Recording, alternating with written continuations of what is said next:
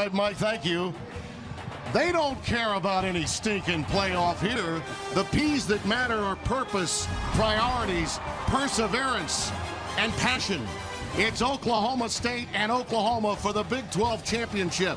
Bedlam has been part of their lives forever, since before it became a state in 1907. They were only battling for a territory then. Hi again, everyone. Tim Brando. By my side, Barry Sanders. No, wait a minute. We wanted Barry. We got Spencer Tillman. You played in 4 of these. Yeah, he was faster than I was. Talk to me a little bit about it. Well, it is a true rival. I'm jealous of the guys down on the field today, mainly because of what the job that Oklahoma State has done. Mike Gundy, in his 11 years as head coach, has closed that gap. So much so, they can look toe-to-toe with these Sooners in the eye and say, your place or mine. It doesn't matter. And that's good for the series. It's not competitive. It's not a rivalry. That's the difference today. Now the road team has won in each of the last 3. And here come the Oklahoma Sooners.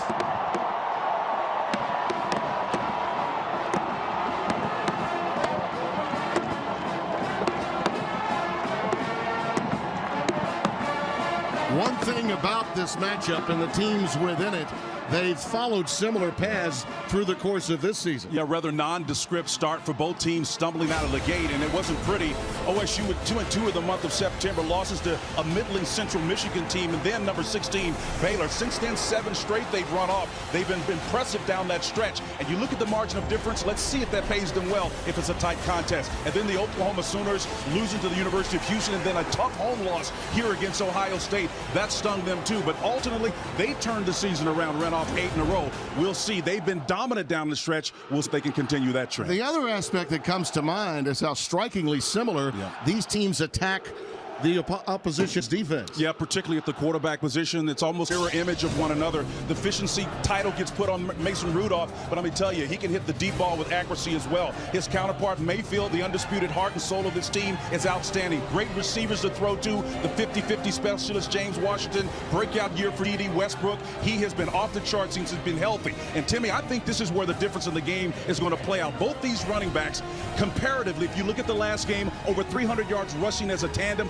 7 yards just the difference between those two. I'm telling you, that Oklahoma State bunch is OU light in the running back department. And the team that some believe should only have 1 loss, how about them Cowboys make their way out onto the field?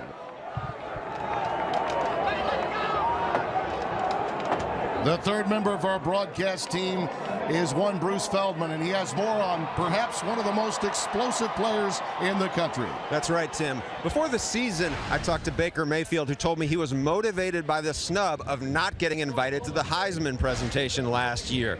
Well, Mayfield is a Heisman candidate again, but so is his teammate D.D. Westbrook, their big play man. Westbrook, he said, has brought a world of difference because of that speed and explosiveness to this offense. And Baker said, I know there's going to be a lot of eyeballs on us today. I'm going to do everything I can to try and get him the Heisman. I said, who would you vote for if you had a vote? He goes, it's easy. It'd be Dede. Absolutely. He's got the winning look, and the winning look is sponsored by Coca-Cola. The 111th edition, throwback hairdos, and a 20th century championship. There is more to college football than 4 teams in a playoff. We'll be back. Touchdown, Sooner! Bedlam is over! Throws it, he caught it! Sooner magic in Stillwater! Tyreek Hill with speed, breaks through, look out! This is Bedlam!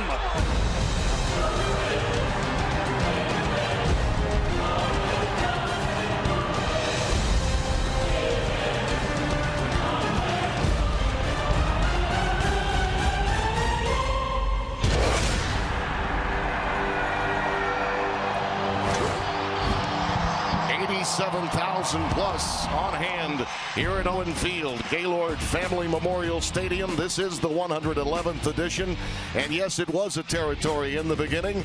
Sooners dominant in the series, but of late. And it really began over 20 years ago when Pat Jones was head coach and Gundy was his quarterback and Barry Sanders and Thurman Thomas were playing. They were challenging Big Brother. Mike Gundy knows a heck of a lot about this series. This is his 26th Bedlam game in all capacities, as a player, an assistant, and now as a head coach. Bob Stoops has a chance to win his 10th title. That would be more than the 9 losses he's had at home in his career. And the opening kick is through the end zone for a touchback, and it will come out to the 25. OU won the toss, deferred. So let's get a look now at what to watch for when the Cowboys have the football, Spencer. Timmy, we've seen enough of them this year. The passing game is OSU's outpitch. That means that James Washington and Mason Rudolph need to assert themselves quickly. Why?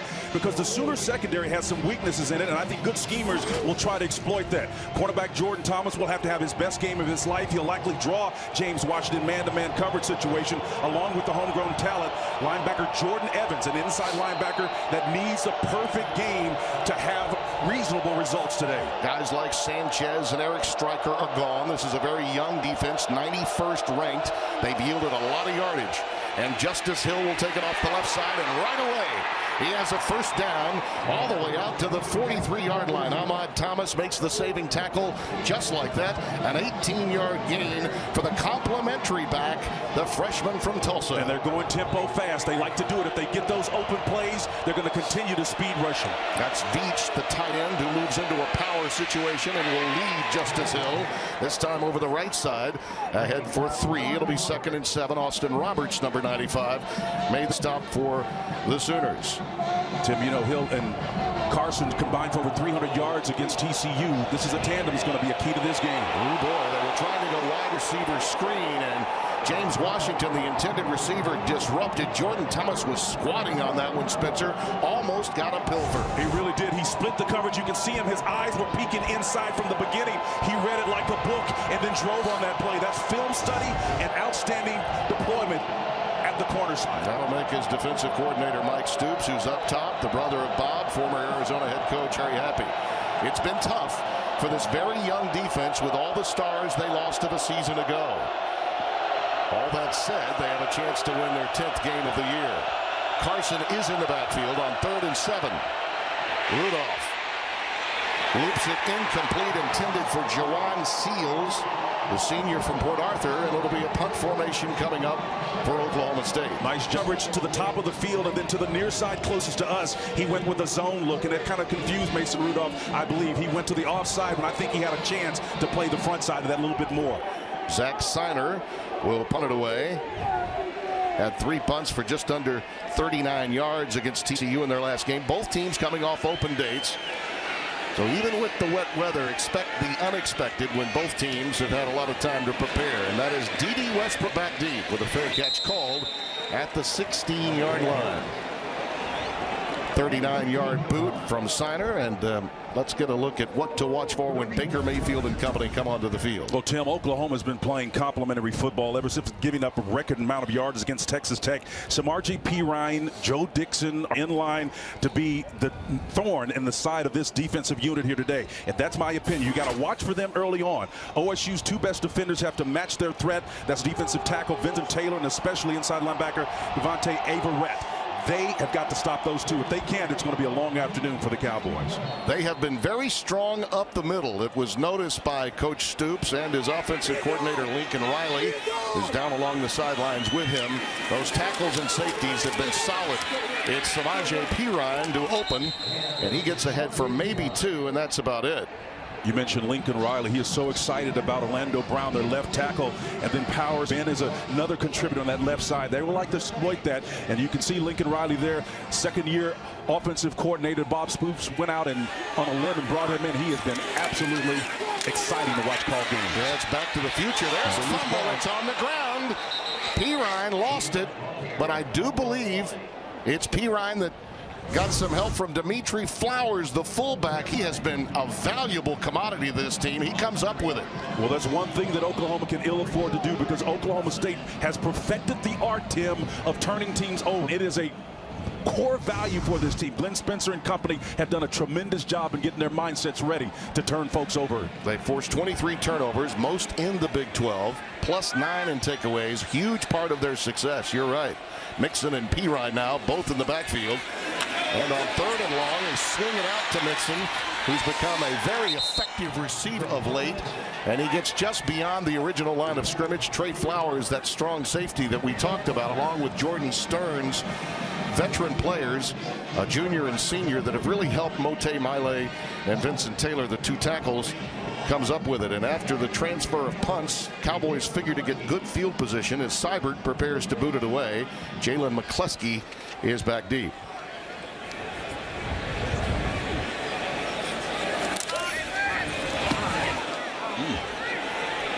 High, short, but well defended, and a fair catch called for at the 41-yard line. A 41-yard boot. Coming up, James Washington. Watch for him on 50-50 balls. He lit up Oklahoma early last year. What about this season? We'll find out.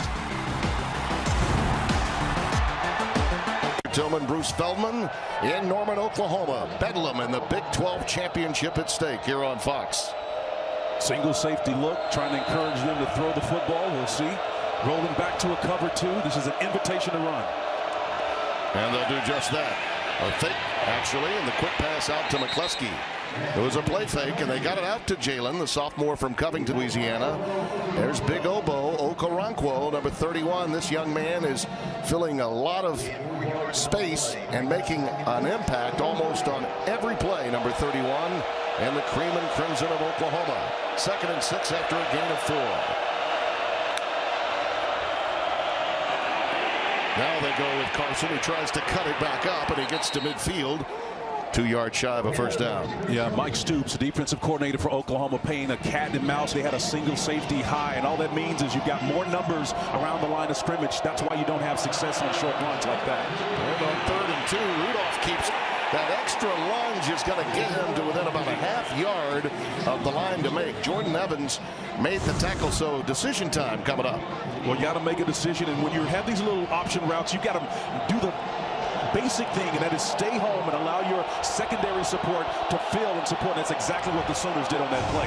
Outstanding defensive effort. Well, they waited to the last moment and decided to go ahead and punt it. Given the conditions, probably a wise choice. They almost got a fumble from Pirine inside the red zone a moment ago. Zach Seiner will boot it away. D.D. Westbrook awaits at the 10-yard line. And Timmy, he's 100% healthy, no problems with that hamstring. That's why he's been so explosive, over 1,300 yards from the receiving position, but he's as dangerous as a return guy.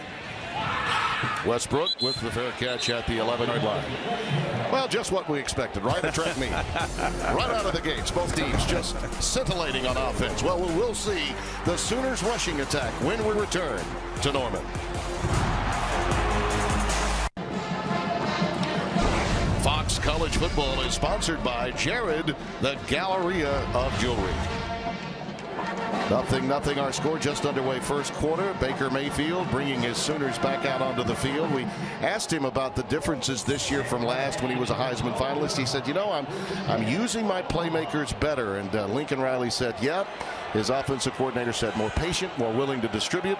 Even better than he was a season ago. Total package. Joe Mixon is in the backfield on first down from the 12.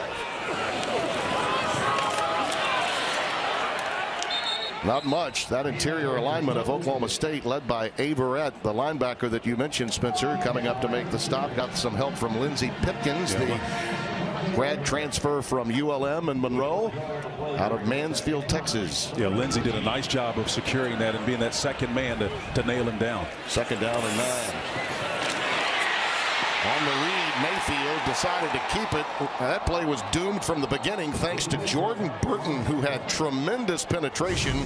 Junior from Kilgore. Yeah, number 20 comes off the corner here, Tim, and you can see he reads it and plays it with integrity. By that, his head was on the inside, but he slowed down and gathered himself just enough to make sure the elusive Mayfield could not make him miss in space. Unbelievable tackle against a very athletic Baker Mayfield. Sooners with 5 plays for -4 yards.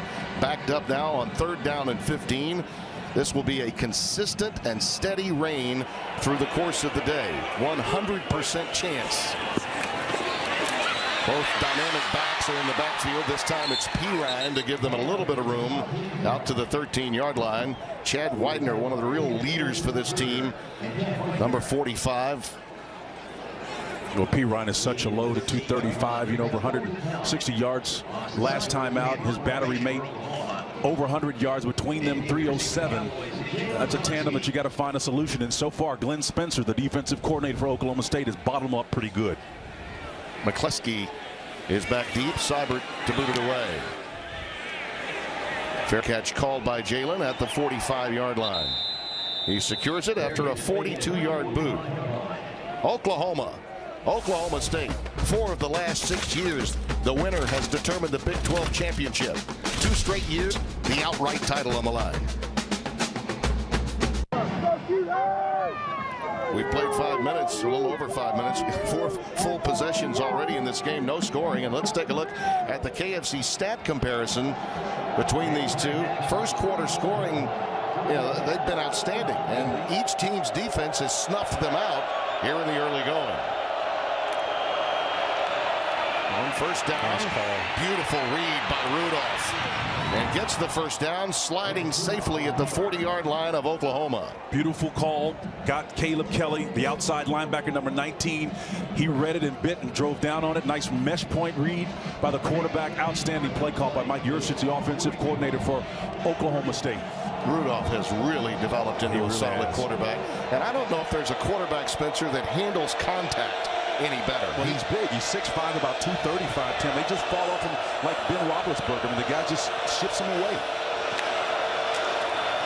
The handoff is to Justice Hill. Look at the freshman go inside the 35 to the 34-yard line, and let's go down to Bruce Feldman. Bruce? Tim, Mike Gundy had told me the biggest area Mason had improved 2 hands on the ball. Also, in this bad weather, they pointed out, threw 8 touchdown passes, almost 500 yards in a downpour in the state title game in South Carolina in his senior year. By the way, Jordan Evans gets through there to make the stop of Justice Hill there. Should mention that Bob Stoops' son in high school, his 2 sons, were playing in Tulsa last night, Union against North Norman North. Yeah, the Union Chieftains, along with Jinx, outstanding programs in the state of Oklahoma. They came up on the short end, but he had a couple of touchdown receptions, as you pointed out. Yeah, he's got 2 outstanding young players growing up in the Stoops family. Chris Carson in the backfield now on 3rd down and 1.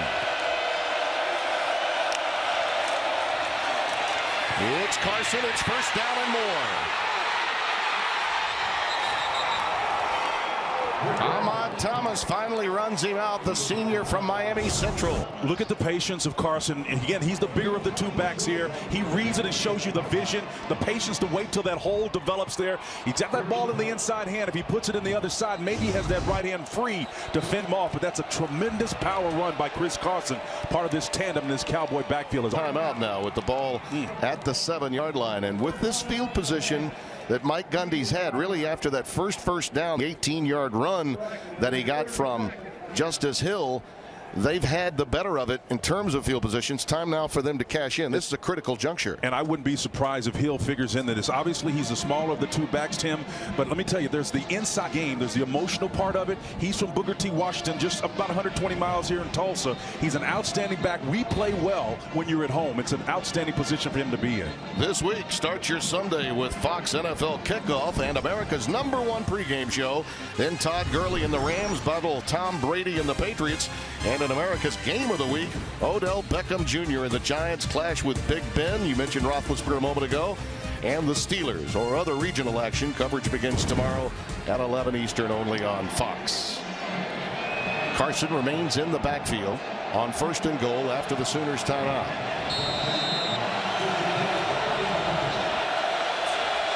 These 2 teams have really been living with the ground game in the red zone of late. Attack this short side of the field here. Carson burrows ahead to about the 5-yard line. Pretty good penetration from Oklahoma's Ahmad Thomas. The free safety coming up to help Caleb Kelly, number 19, the linebacker. Yeah, Caleb Kelly came down inside in that particular position, the alternate of where he was when he got beat on the previous play. So again, Caleb trying to atone for his mistakes earlier. Makes an outstanding play. Justice Hill checks in. Boy, they are just the yin and yang of this running game. Hill and Carson using them. This is what Mason Rudolph does well. He's a general now, getting his team in the exact play he wants to exploit the defense. It's a stretch play and a cutback. And stopped, I believe, at the 1-foot line by Ahmad Thomas's Justice Hill. That was a beautiful cutback that the freshman made, but he was met head-on right at the line. Instinctive and intuitive, the success begins with getting in the right play. And the key to that stretch is to take it as far and as fast as you can, field north and south. And the freshman out of Tulsa, Oklahoma got it there in a hurry. And he got met with a safety who was in a bad frame of mind, Ahmad Thomas. 3rd and goal from the 1. Attack that gap up top, Timmy. Oklahoma State is looking to get a tackle. The ball was fumbled. They were in trouble from the beginning, and you could see the coaching staff running to the line of scrimmage trying to get a timeout. They did not like what they saw. Rudolph did wind up on top of it. Well, I'm not sure what discouraged them from trying to get in there to get a play, because it wasn't the formation. The ball never got seated properly from the center to the quarterback. So whatever the coaches were frustrated by or wanted to turn around, it was the exchange that was more problematic. They were really, Gundy was running to the line of scrimmage. This will now be a 19-yard field goal for Ben Grogan.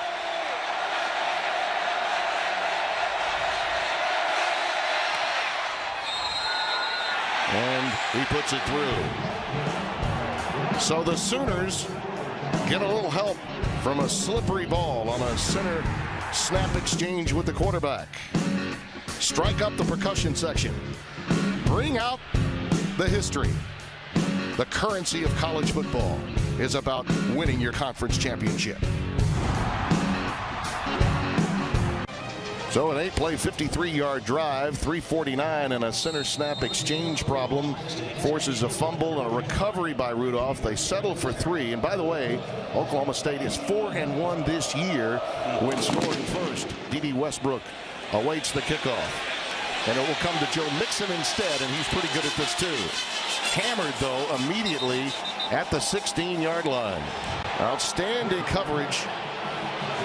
It might have been Ben Gordon over there. Phillips. That was Phillips that came in there. Justin Phillips. You're right. It tagged him pretty good and smart on the cover and special teams. It's one of the most exciting plays, but you got to be able to get there. 2 months of dominance. Number 2 overall in scoring offense. They have been through the roof good, but they've been throttled so far here today. And part of that production, D.D. Westbrook has been huge. He has more receiving touchdowns in the last 8 games, Tim. That's 15 than all but 3 FBS receivers in their entire seasons. Yep. Look at that. That is not a typo, folks. That's what they've done today. All right. And they have not had good field position, clearly. They're setting up shop inside their 20 again. Play fake to Mixon. Looking downfield for Westbrook. I believe they're going to rule he's got it at the 36-yard line for a first down. Nice in-cut, deep route, and Lincoln Riley certainly settling in. Yesterday he told us, and I asked him the question, are you a formula guy or are you a field guy? Obviously, he's got to be a little bit of both right now because it necessitates that they get this offense. So he goes to the out-pitch guy, number 11, D.D. Westbrook.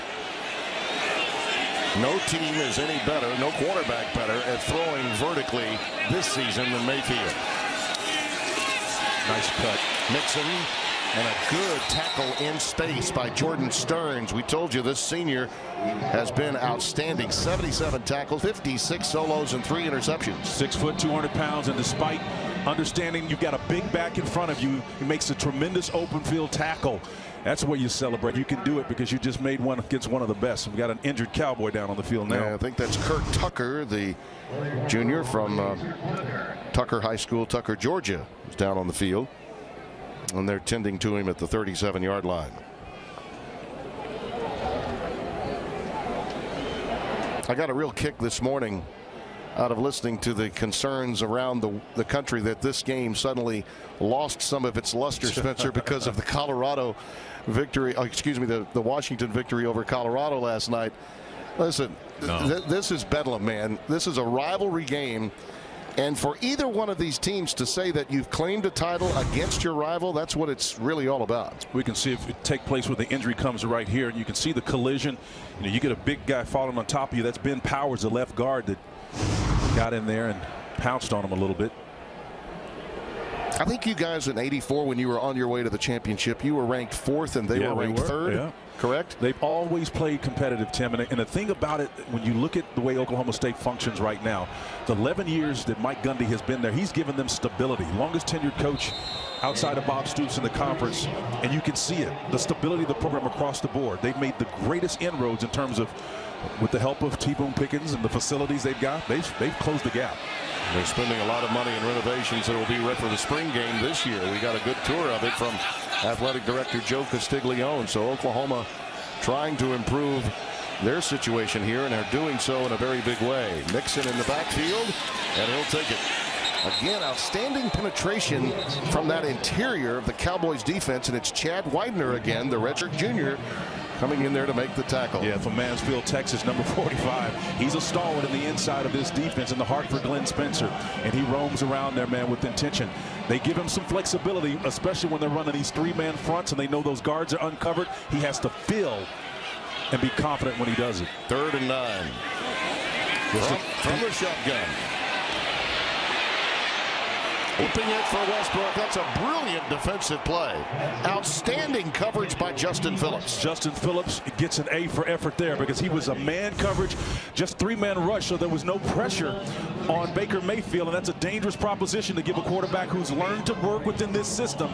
And again, Phillips just there in his hip pocket, defending against T.D. Westbrook, denies him an opportunity, and the Sooners to advance the football. Punt time for the Sooners. Austin Seibert will get it off around his 25-yard line. McCleskey awaiting at his 25. And the fair catch is made at the 30-yard line by McCleskey.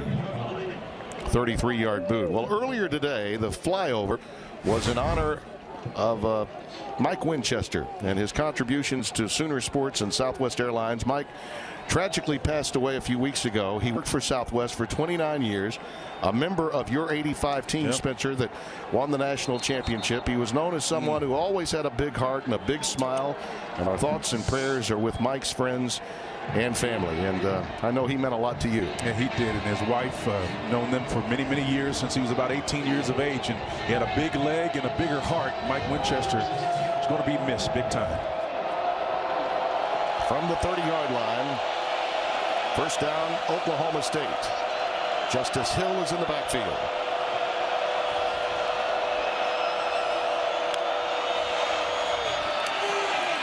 Bingo, just like that. Lightning quick. Yards after contact, and he's got it down to the 35. A 33-yard jaunt. Jordan Evans with the tackle. And if you're a Sooner fan, you're discouraged for a number of things. Look, there's nobody back here on the back end. That means the Sooners are expecting the run. They've got so many bodies around the line of scrimmage. Once you pass that interior front, there's nothing but air and opportunity. Mike Stoops has got to get away to defend that. How about that broken tackle of Ahmad Thomas? That's a good tackler, too, that he got away from. Chris Carson checks in. That got him over 1,000 yards, Hill, with that run on the season. And now Carson's in the backfield. Rudolph decides to call his own number, designed run, and he burrows down to the 35. They had given Hill the 38-yard line on that prior run, so it's a gain of 3. We'll call it 2. 2nd down and 8. There's Justice Hill. That's a freshman record now. You think of all the greats that have been there. That's quite flattering for the young man to be. True or redshirt, the most ever in school history. That gets him past the likes of Thurman. I mean, that's big time. Yeah, it really is. 2nd and 8.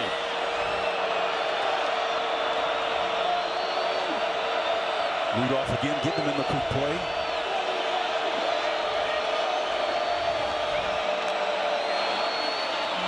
Carson's got plenty of room on the edge. Pretty good defensive support from Jordan Evans. Forced him to cut it back in. Took it away, but initially that play looked like it might go for more. Well, Evans was the last line of defense around that right side, and again, they had the numbers to match up.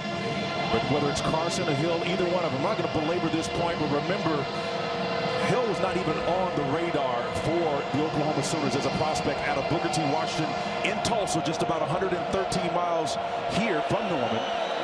He's playing with a little bit of chip on his shoulder, even though there was Carson in that last carry. Hill, I think, is going to have an outstanding game. You know all about those chips on the shoulder. And here he goes, bouncing off another. He's got a first down. Flags down. back at the 33 as he is rustled to the ground at the 15-yard line again by Ahmad Thomas. Well, it may be that mush of players with so many people around the line of scrimmage. It's typically going to be a holding. Holding, offense, number 60. 10-yard penalty from the previous spot. Replay, third down. Brad Van Vark is our referee. It is the right tackle Crabtree that's nailed here. You can see him right there on the reach. He's got a double team working with him, but he goes outside, and I don't know, that's a little picky call for me. It's kind of hard to see from that angle, but he had a tag or a team block and then came off to help against one of the secondary smaller men. They'll get you when you're weighing nearly 300 and blocking a 170-pound guy, but it's kind of tough to see from that angle. It was sold well by Emmanuel Beal. Carson remains in the backfield. Plenty of time, and that pass almost picked and then almost received. Jordan Evans absolutely had it. I think he was looking ahead for pay dirt. And then after he missed it on the tip drill, Jalen McCleskey almost reeled it in.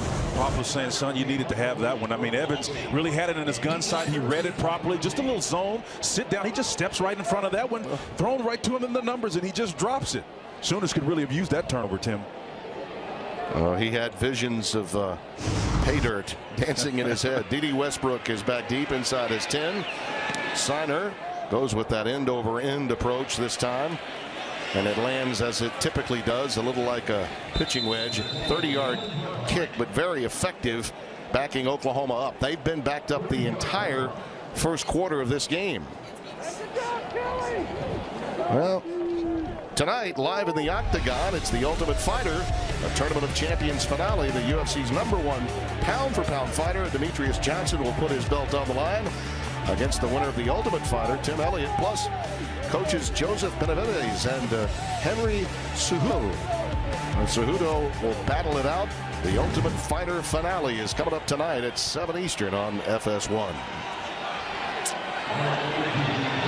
From the 12-yard line, it's 1st and 10.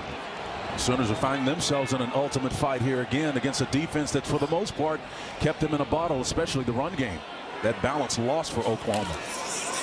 Under a minute to play in the quarter, and it's a quick pitch to the wide side to Pirine, and Trey Flowers runs him down.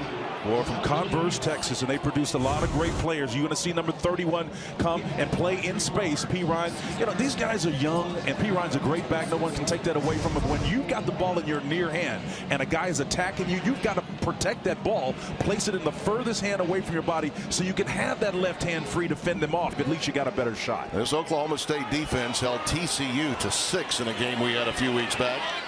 They've been outstanding of late. Pirine in the backfield, play fake to him. Now Westbrook. He's got it. It's a first down out to the 30-yard line. Yeah, Pimpkins was there on that corner, and it was a nice job of reading, beating man coverage. And got a little extracurricular going on here. A little salty action going, man. That's still that's the woofing Bedlam, going Timmy. on. That's Bedlam. That's Bedlam.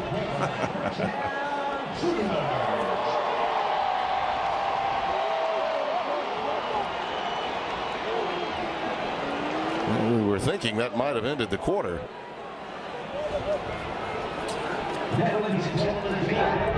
That's the end of the first quarter.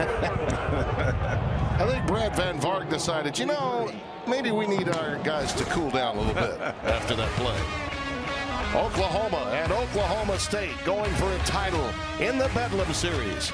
Cowboys lead by 3 through 1.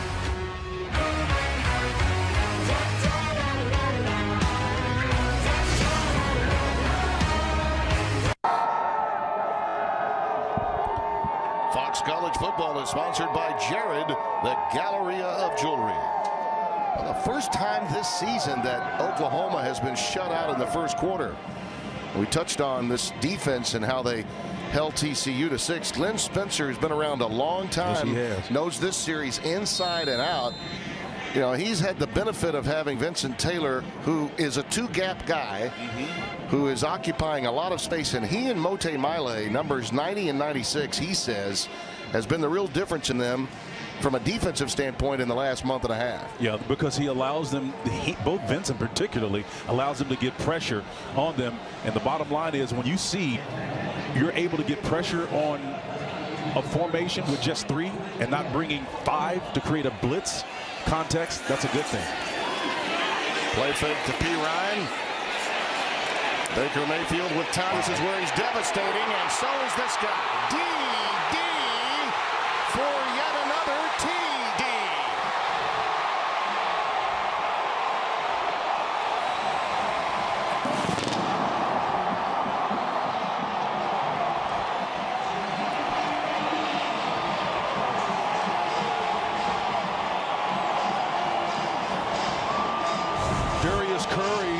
The cornerback was defending number 2, and again, it's a mismatch. He turned him around, and Westbrook stayed active and did exactly what he needs to do. If your quarterback starts to improvise, you go lateral to the line of scrimmage with him. Westbrook comes open, and then that after the catch factor that we talked about in the pregame paid off again.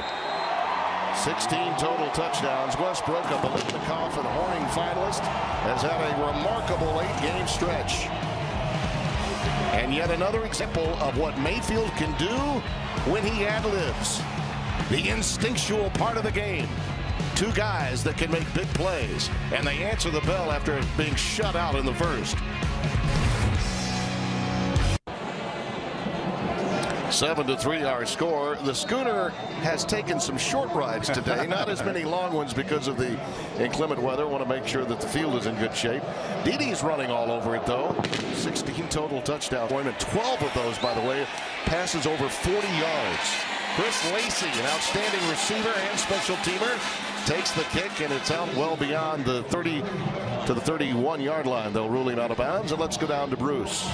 Guys, yesterday afternoon I visited one of the Oklahoma coaches who said they have a big play tape. They have shown the Sooner receivers of about 65 plays Oklahoma State's defense has allowed, and that coach said, we really think we can take advantage of it and hit some big plays. Look for Didi to get cranked up tomorrow.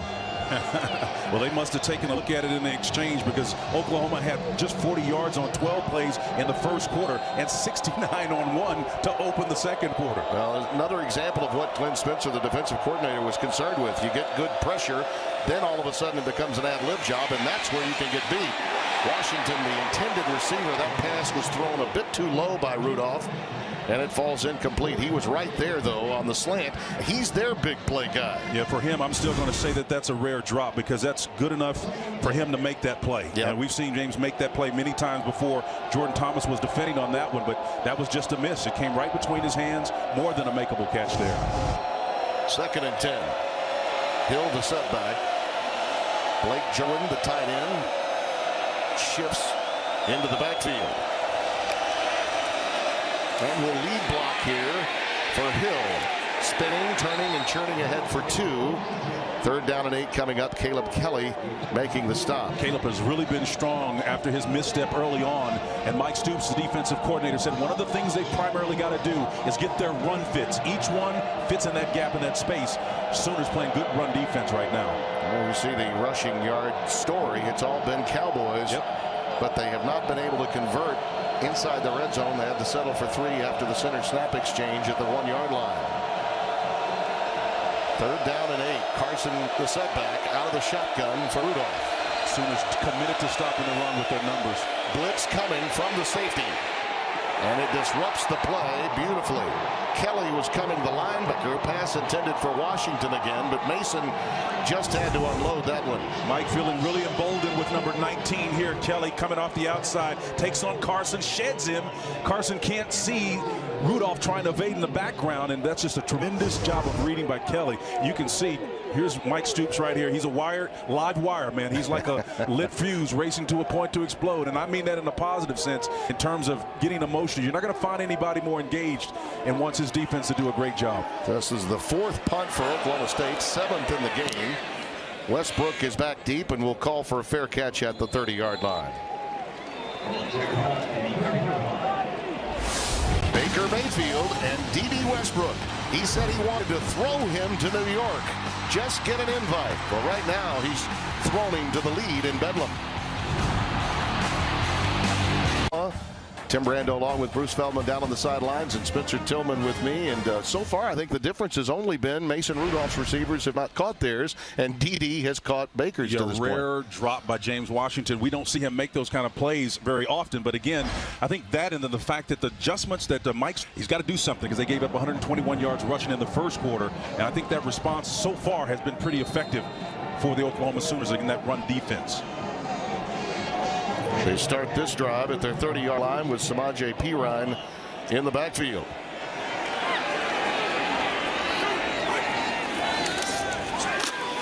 Play fake. Mayfield rolling out of the pocket and looping it deep in a busted coverage. It's Dimitri Flowers.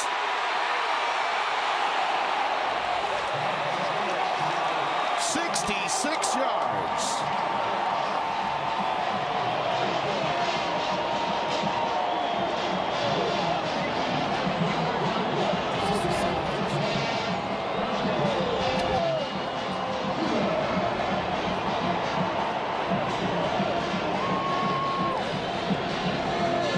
Perine and Mixon now hustle in. It looked as though they were going to go tempo. Now they've slowed things down just a bit. First and goal from the 3. That's Mixon. Where was the mix-up here, Spencer? We'll give Lincoln Riley credit. Number one, you can see these move plays where they bring the quarterback outside the formation. This is a delay cross all the way deep down the field. The back comes open. Flowers does a tremendous job of navigating open space. He's a bigger guy, so they eventually caught up to him. But again, this is the second time with D.D. Westbrooks being the first when Lincoln Riley has been able to take advantage of formation on those deep crossing routes with the back and then with his outstanding receiver. You've got to be able to adjust to that. Call it from the 2-yard line after a gain of 1, second and goal. Now a late switch. Perine moves in to the Wildcat, and he takes it. And Oklahoma State was prepared for that. Stopped by Jordan Stearns, number 13, the senior, free safety. Yeah, Oklahoma State has got to do a better job of go with that twin formation outside, way outside the numbers. That can be an easy steal, kind of a natural pick route they can run down there if the Sooners want to. So now the Lincoln Riley offensive coordinator has a snapshot of what they'll likely do. Don't be surprised if this play does not succeed if they come right back to it. Third and goal from the 2. It's Perine in the backfield now with Mayfield back at quarterback. Rolling and tossing, and there it is. Touchdown. Geno Lewis. A flag on the play. Might we have motion?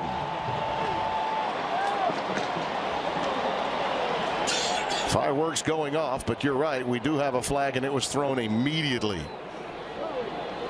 Much to the chagrin of Bob Stoops.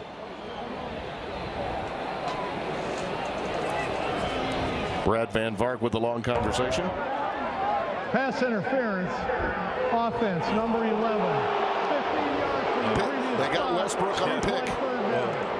And he can't believe it. A lot of Stoops times, cannot believe it. Yeah, a lot of times, we see what he does when he's got the ball in his hand. But here, number 11, obviously from the officials on the natural pick, you got to sell that a little bit more. I mean, you think you want to do, you got to act, Timmy. Yeah. You can't put those arms out there. Well, not only that, that was a post up. Yeah, exactly. He got the derriere in position too. He was backing it in. He was the low post action, man.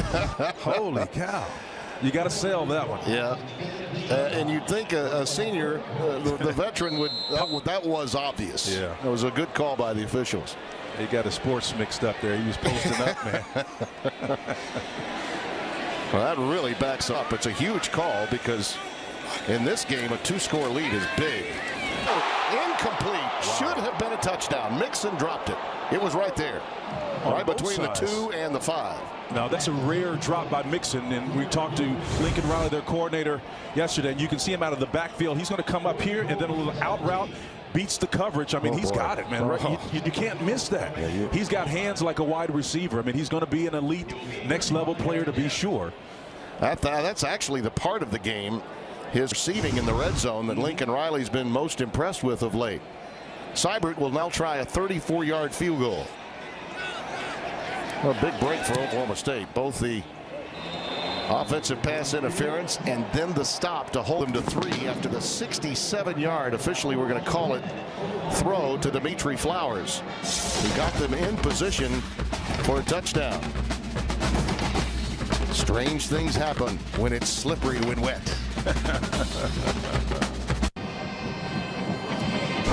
Fox College Football is sponsored by Jared, the Gallery of Jewelry. Tim Brando, Spencer Tillman, Bruce Feldman, happy to have you with us. It's Championship Saturday. A lot to be determined. First and foremost for the 87,000 plus on hand here in Oklahoma. A Big 12 title and trip to New Orleans for the Sugar Bowl. Barry Sanders will let this one go through the end zone and for a touchback. Two big plays in the passing game in the second quarter for Oklahoma. One, a bust coverage. Just on an improvised play, a double move, reading what his quarterback is doing to stay open. And again, we know how dangerous he is once he gets the ball in his hand. But then Trey Flowers on the back end of this play is actually Lincoln Riley out scheming the opposition. I'm going to show you exactly where he is off the line of scrimmage. He is a back working as the end man on the line of scrimmage, and he breaks the middle. Averett, number 40, typically would be assigned to him, but that matchup broke down. He read it as an inside run, committed himself, and then Trey Flowers just ripped him right down the middle. Outstanding scheme by Lincoln Riley. Ramon Richards saved that touchdown, and it could pay dividends if this one's close late. And generally speaking, Bedlam is close late. This pass, a crossing pattern for Washington, is thrown low and incomplete from Rudolph. He's tried to hook up with him. Washington did have a drop. That one really not catchable. Second down and 10, but he is clearly targeting number 28. He is, but Jordan Thomas was giving him a funky kind of a look on that play, and it wasn't man. It was a combination coverage with the linebackers dropping in deep zone, and that's what gave Rudolph a bad read. Chris Carson in the backfield now. They go with a trips formation to the bottom of your screen on second and 10.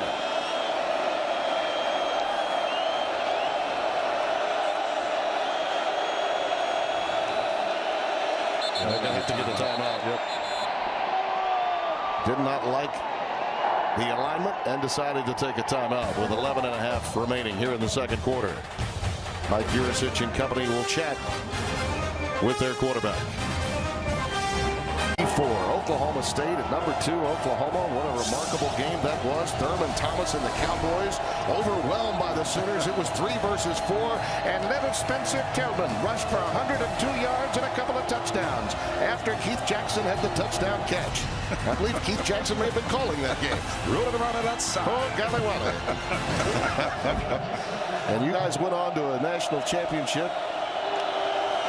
January of '85. Here's Chris Carson over the left side to about the 26-yard line.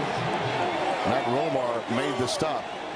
Spencer, I know back in those days you knew how many touches you were going to get as a running back, but as many great backs as you had, were you ever aware that you'd get more than, say, 10 touches in a game? No, you never could anticipate that, particularly when we're in pure bone, where you had 3 backs in the backfield, and our fullback was handling the ball as much as either the left or the right halfback. So with Marcus Dupree, there was a whole lot to share, big boy.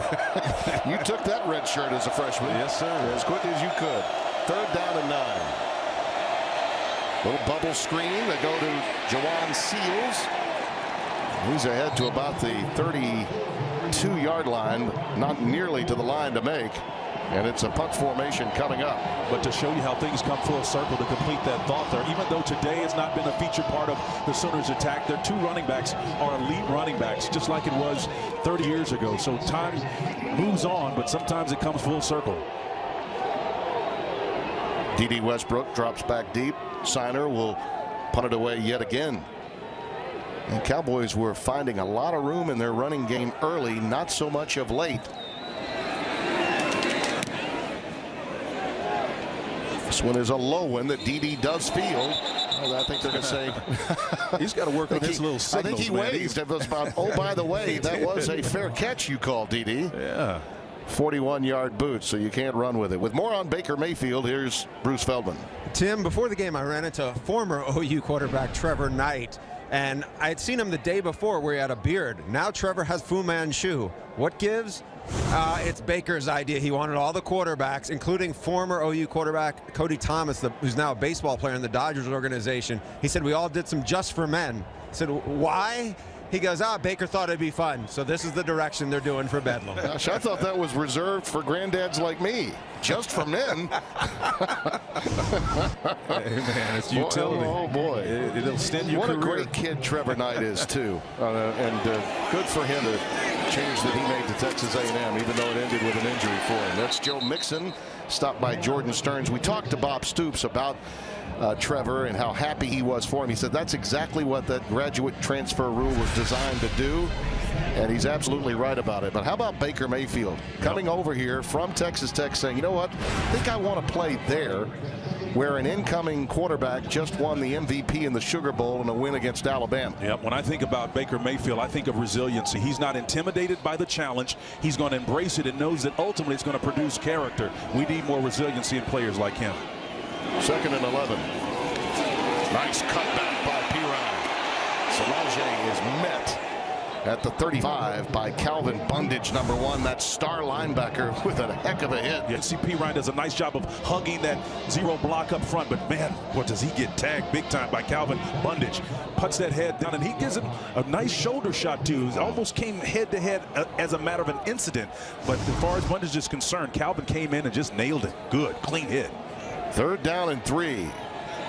Edmond, Oklahoma, the home of Oak Tree, one of the great tracks in all of golf. Dede on a little jet sweep action has the first down to the 40-yard line. Trying to get him the ball in a variety of ways. Cole Walterscheid, number 82, made the tackle. Yeah, but watch Cole. I mean, one of the things that he did after the initial contact, he stays active. Walterscheid doesn't give up on the play, and that's how you run and chase and make tackles. I'm telling you, because you will have an opportunity against this team. You may never know where this athletic talent will come back towards your way. Statistically, that goes as more passing yardage. Dede now 4 receptions, 111 yards. On first down, it's Mixon. Well, if you don't make that first tackle in space, then you're going to give up a lot of yards. Yeah. Trey Flowers ushered him out. A healthy gain there. Richards had his shot, did not come up with it. Ramon Richards, number 7, again. He was on the outside, and he had pretty good technique, except he should have had his head on the outside. Again, to make your point, you cannot tackle this guy haphazardly in that way. You've got to come, keep his waist in your eyesight, and tackle him above it. First down with the ball at the 47. Oklahoma State dominated the first quarter, but only got 3. It's been all Oklahoma in the second. They were going with a little trick play, and in so doing, had a little mix-up between Mixon and Mayfield on the pitch back. Almost turned it over. I'm not sure if Burton, number 20, here scared him a little bit on that mesh point. You nailed it correctly. It was a trick play intention, but if you're back and you see number 20 screaming off that side, you know you got to turn your back to pitch it. The time that it's going to take him to get there, man, that's a risky play. So understand what the back was trying to do to protect that play. After the loss, it's 2nd and 16. Again, 3 wides to the top of your screen with Mixon in the backfield out of the gun. Mayfield on the cross. It's Westbrook again. Those seam routes are so good, and boy, he got nailed by Stearns. Yep. Jordan Stearns. I don't know that the pass, did he hang on? He got hammered. Well, Jordan Stearns sternly put his helmet right. No, he lost it. It's an incomplete pass, but yeah, that fans are booing Spencer, but there's nothing wrong with this hit. Yeah, you got to be concerned here. They're going to take a long look at this hit. I hope he's okay. I sure hope he's okay. Well, I'm not going to speculate, but I've seen plenty of hits like that. That's not a good hit. I got to tell you, he got him with a shoulder. Yeah, you're right. He did get him with the shoulder. And he did lead with the crown of the head. I'm not quite sure how no flag was thrown. I saw shoulder. Yeah, I'm not suggesting that he didn't hit him with his shoulder, but look at the crown of the head. Again, no question. The head is down, but he did hit him on the shoulder. So to me, that's a clean hit. Yes. But it's really about what happens when you fall after that, and you have to look at the flight of the head as it hits the ground. I mean, yeah, there's no denying vulnerability. Yeah. I mean, there's no denying vulnerability here. No, I'm not suggesting that he was defenseless at all. What I'm suggesting is after the hit, when his head falls to the ground, that's what I'm looking at if I'm Oklahoma. I'm concerned about that. Well, let's go to Mike Pereira back in our Los Angeles studios. Our replay official, David Ames, no doubt taking a long look at it. Mike, what do you think? Yeah, you know, we looked at it until that very last shot. We thought it was a legal hit shoulder to shoulder, and I still think it's below the neck area a little bit. It's puts David Ames in a position, though, that he needs to look at that. Another thing he's going to look at, catch or no catch. And it was ruled on the field as incomplete pass, which we think is good because the contact simultaneous with the foot coming down, and then he doesn't hold on to it when he hits the ground. But, you know, to me, is this enough for... If I'm David Ames, I don't really think it's the flagrant one that he would really need to put on. I agree. And Westbrook, obviously, the good news is he's up on most of his own power, making his way back to the sidelines, responding to some of his teammates. It was a very difficult moment. When you saw the hit, it had a drastic effect visually. But Stearns hit him with his shoulder. I mean, there's absolutely no denying that. Yeah, but once again, let me be perfectly clear. It was not the initial contact that I'm concerned about. It was actually his head hitting the ground after that. Yes. The back of the head, the cerebellum, that's the area you got to really be concerned about, man. That's which would mean concussion symptoms absolutely will be there, and he'll go through the protocol. Absolutely.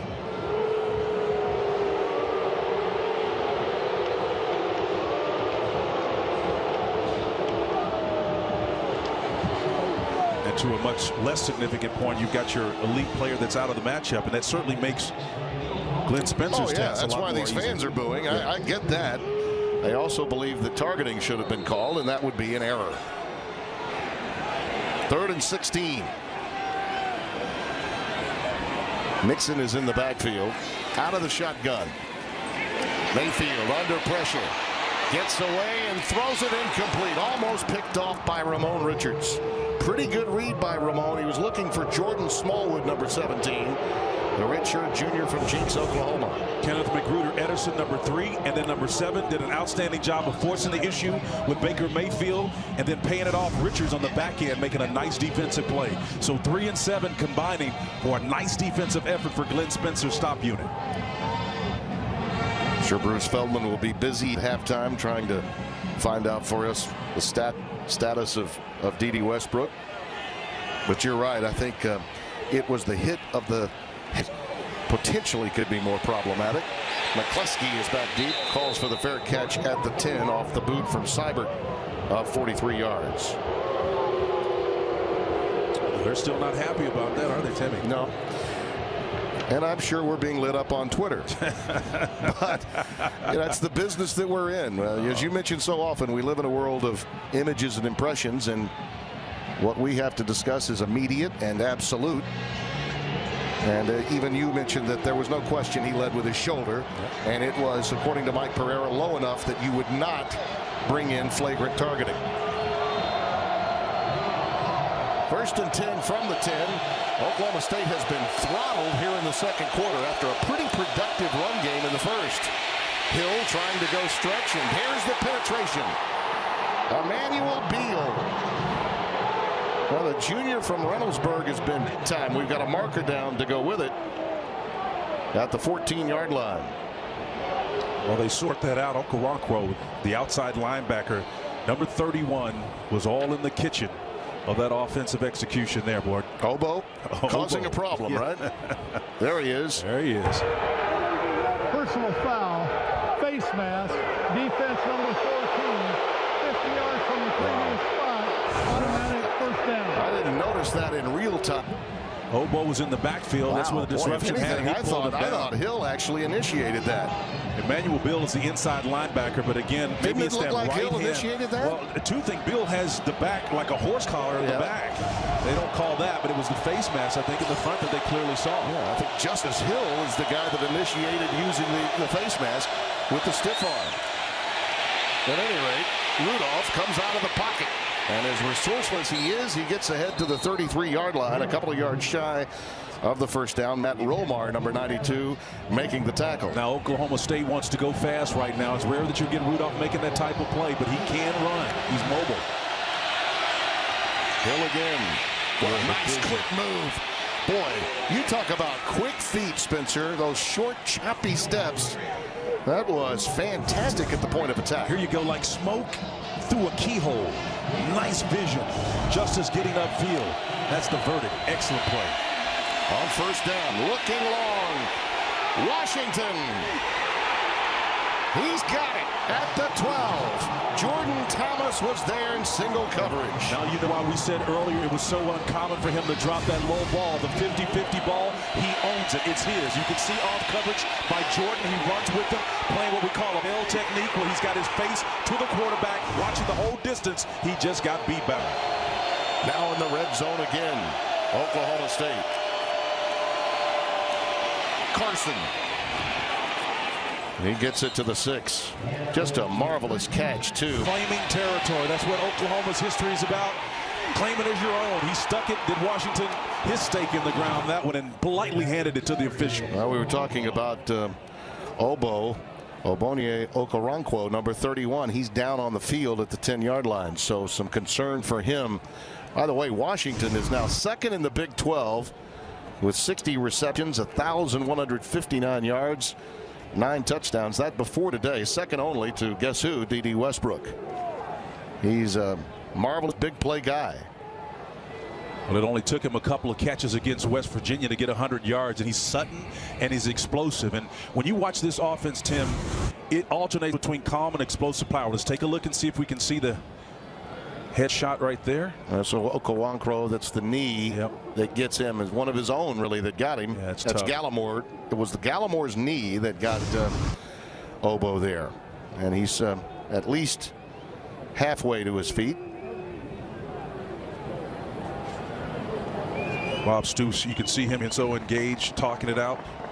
Scott Anderson, the trainer and group, make their way off the field. And Scott Anderson, one of the best in the country at what he does there, walking next to Obo. These young players, you know, Kelly's on the other side at that outside linebacker spot. Mike Stoops was telling us, gosh, we've got guys that are freshmen that have only been here since June. Okoronkwo, the junior from Houston, Texas, is one of the solid veterans of this team. 2nd and 4 coming up. Chris Carson is now in the backfield. They can make the 2-yard line and get a first down without scoring a touchdown.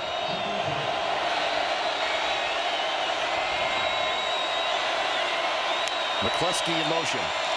It's Carson. And he just rumbles into the end zone. Touchdown, Cowboys. We saw him take out a couple of TCU guys 3 weeks ago, and he ran with vengeance here. Speed plus mass equals force. It's simple physics. You can see 32 just put his shoulder down. Low man is always going to win. And if you're standing still, believe me, you're going for a ride. You don't even have to want to go. Number 32 is a tough out. He went right into the chest of Jordan Evans. That's a big-time defender. 29th rushing touchdown of the year for Oklahoma State. 8th for him. Grogan with the extra point. It all began with Washington, National Player of the Week after catching 9 for 296 in that big win against Pitt. That was the explosive play, and look at that. They play for keeps in Bedlam, and we're tied at 10.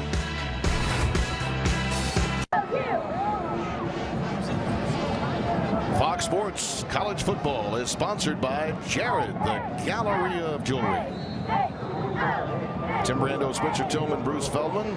Talk about a game-changing drive culminating with the touchdown jaunt of Carson, and it was done with authority. 90 yards that drive. The big play to Washington for 44. Here's Mixon with the return from his 4. Flags down as he's ushered out of bounds with a lot of help from Cowboys after a 12-yard return. We'll have to check the marker.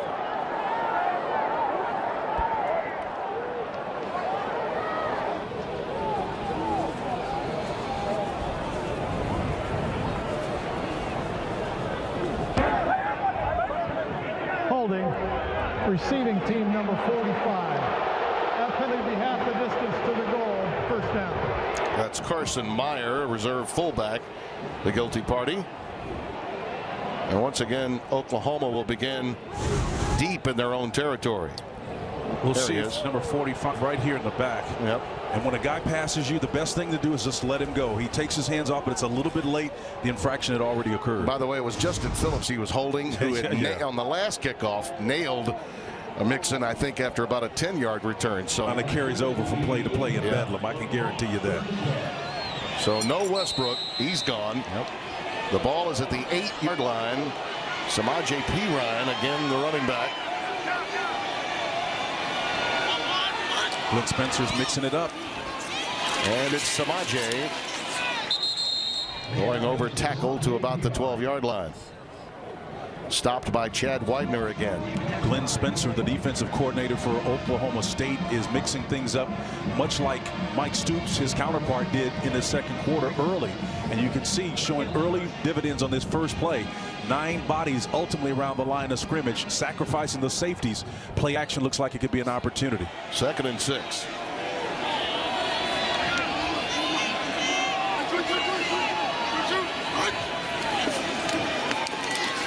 Perine again.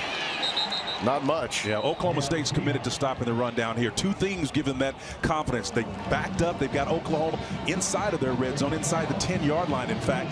And then the fact that they've got so many men around the line of scrimmage. Yep. Offensively, you're not inclined to do anything but run the football down here. Vincent Taylor led the charge there. There you see Westbrook along the sidelines. He is communicating to some of his teammates. Perine remains in the backfield on 3rd and 5. It's a 3-man rush. There's another drop. This would have thrown a little behind Smallwood, and maybe he was feeling the heat from a potential hit similar to the one that D.D. Westbrook absorbed, and he let this one go. Yeah, but Jordan's got to catch that ball. You can see it. It's one of those where if you're the quarterback, Mayfield, you want to put that ball in his back hip, particularly if there's a guy defender in front of him, which there was. You've got to be able to catch that. Smallwood, that's a big miss.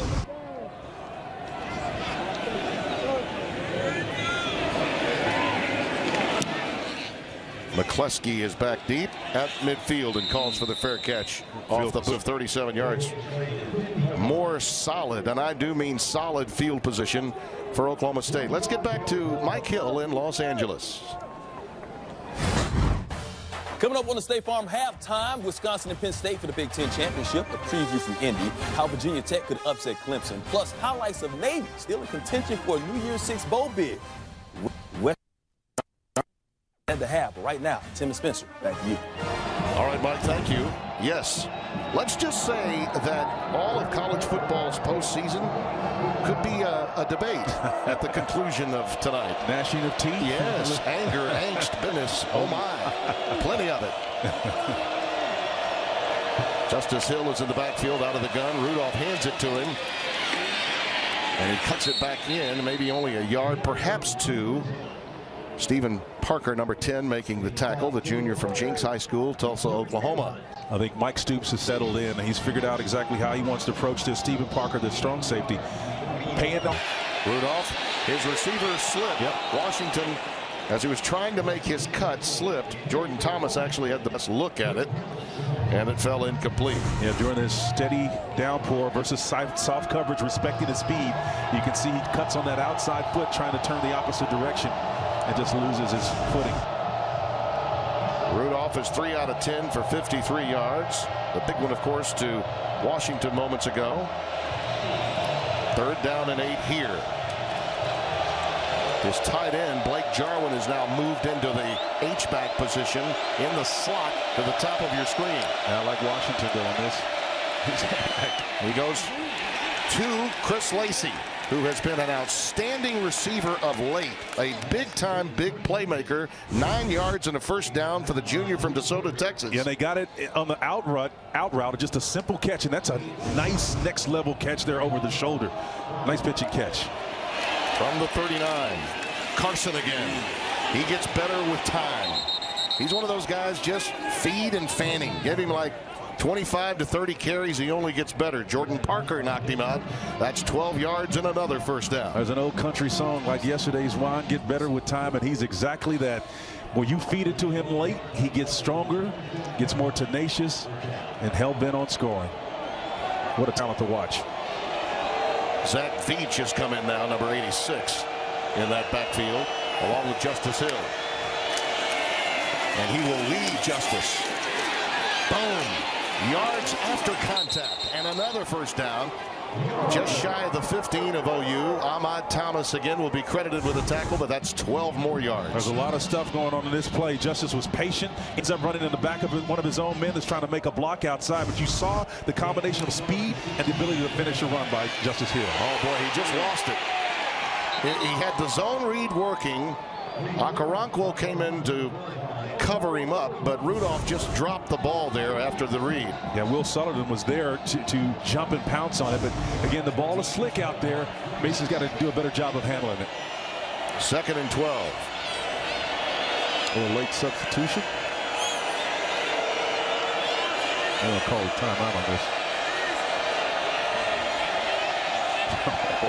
Gundy was thinking about better it, snap this ball because they've got a wide open opportunity on the short post.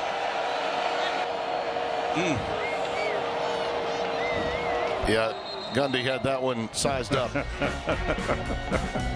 The man, the mullet. And that's Baker Mayfield that loves it. Sometimes you wonder why timeouts are called. Bruce Feldman's got the latest on the most recent one. Yeah, Tim, so much no huddle here that it didn't give the rest a chance to change balls, and so you had a wet ball that was for like 4 straight snaps. They did swap it out now. Let's see if Mason Rudolph gets a better grip on it. Carson is in the backfield. They go bubble screen to McCleskey. Oh, nice move, and he breaks it outside. He gets that down on his own. He may have the first down. Well, he could be just a little short of it, but not. I mean, that was a wonderful play, and he did a lot of that, Spencer, on his own. He did. The corner boundary, Jordan Thomas, number 7, he made him miss in space. 3rd and a yard. Blake Jarwin back in 47. He will lead Carson. Oh, it's a play fake, and it's Rudolph for the touchdown. How about that? Just a remarkable by the quarterback, Mason Rudolph. Well, Timmy, it's just a numbers game, and when you're 6'5", 235, if this guy commits down here, number 2 is athletic enough to make you pay for it. As we said at the top of the show, people want to put him in a box, mainly because he has so much talent around him. But after platooning for last year and throwing for nearly 3,700 yards, this guy's got more blades in his army, Swiss knife. I'm telling you, that was as good a read as you'll see. And they set it up, Spencer, so beautifully in that drive by running Hill and Carson behind Veach and Jarwin. It was wide open for number 2.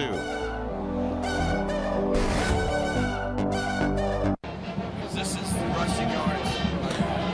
17-10 our score with 1:28 remaining here in the second quarter. Right now, the combination of Carson and Hill are topping the highly touted running backs of Pirine and Mixon. Combined, Carson and Hill with 154 to only 29 yards for Samaje and Mixon. The big plays for Oklahoma, Spencer, had been coming from Mayfield and Dede Westbrook. And I know Bruce will be busy at halftime trying to find out what he can, but one must think that concussion protocol is underway with Dede. No doubt about it. Mixon is waiting on the kick from Amendola.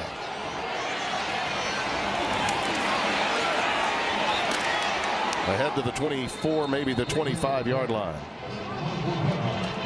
Cowboys just took the lead, and this once one-sided rivalry is no more. In the last 5 games, OU's outscored them by only 10 points.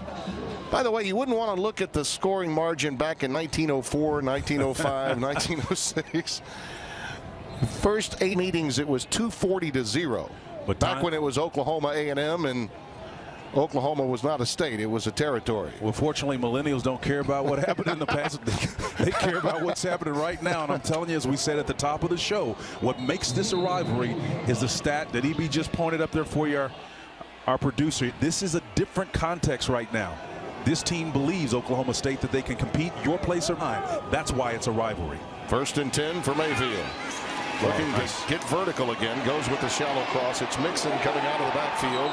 Tripped up by Justin Phillips, who's had a whale of a first half. And he's slow to get up as they'll set up shop at the 31-yard line after a gain of 7. 2nd and 3. 2 of your 3 key guns, both at the receiver and running back position, have now out of the game and off the field for the Sooners. Pirine Well, that's more like it. Run game that has to be effective for both of these teams. Well, on the Mixon play, it was really just an option route where the back is coming out of the backfield. He beats the defender, but you can see that ankle gets rolled up on him. Yeah, it does right there. It gets rolled up on in that previous play. It's that right ankle. 12 yards on that last play. So the ball is at the 43, first down. A lot of times when backs are running in space like that, you're extended and have that leg out there, and the dead weight of a defender falls on it. Well, that's a tough spot to be in. Just a three-man rush. Mayfield flush from the pocket, looking for help, and he finds it. It's Jeffrey Mead. Gosh, he is so good when out of the pocket, and his receivers come back to help him. Mead played the role of D.D. Westbrook right there. His three biggest plays have come on similar plays, whether it was Trey Flowers or D.D. Westbrook. You can see this is latest when Kenneth Magruder Edison was the one that broke the coverage and was able to recover enough before the big play. Here's Pirine. And he's dumped inside the 10. Huge drive here for Oklahoma to answer prior to the intermission. Jordan Stearns made that stop. You're watching some old school football right now, because if the score is tight as it is, these coaches, particularly the offensive coordinators, Lincoln Riley for Oklahoma, is keeping some plays in his back pocket and exploiting them when he needs to. Here's the play again. You can see versus a three-man rush. This is what Baker does exceptionally well. Averett is coming, but a little bit too late before that ball is out of there. Another significant game off of a broken play. I know Glenn Spencer, the defensive coordinator for Oklahoma State, Spencer is thinking, all right, listen, if Mayfield is going to make some of those plays, we will handle that. Yeah. Okay, it's what we do here in the red zone that matters most. And we back to influential plays of the first half. The drop by Mixon in the end zone is a huge play. There's Glenn Spencer right there. He's one of the best in the business. And Timmy, he knows this. When the further you get down in the red area, everything compresses. And typically, about a third of your plays are going to go out your playbook, so it's going to help him. Coming up, it's the State Farm Halftime Show with Mike Hill, Matt Leinart, and Brady Quinn. Brady the Mighty Quinn made his way back from Santa Clara last night to be in the studio. He's working that plaid today like he was yesterday. He's a clothes horse, man. That's a good-looking kid. Well, Rob Stone and a few others have made their way to the Big Ten championship for tonight on Fox. Mayfield over the middle. That is a touchdown. Geno Lewis.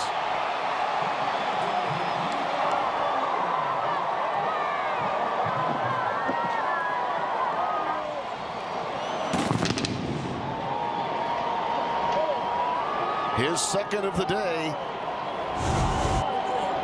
You can see Geno out here in the tandem match. He slows down just enough to beat Averett, I think, who's trying to defend him there. And he works inside against what looks like man coverage with maybe a little zone over the top. It's a nice pitch and catch there. His second touchdown of the year. He had one earlier that was called back, you might recall. So his first touchdown reception of the day. But he's been playing big of late. Youngster from Wilkes-Barre, Pennsylvania. Graduate transfer from Penn State. Right now, he says, we are Sooners. Taking my time on my ride.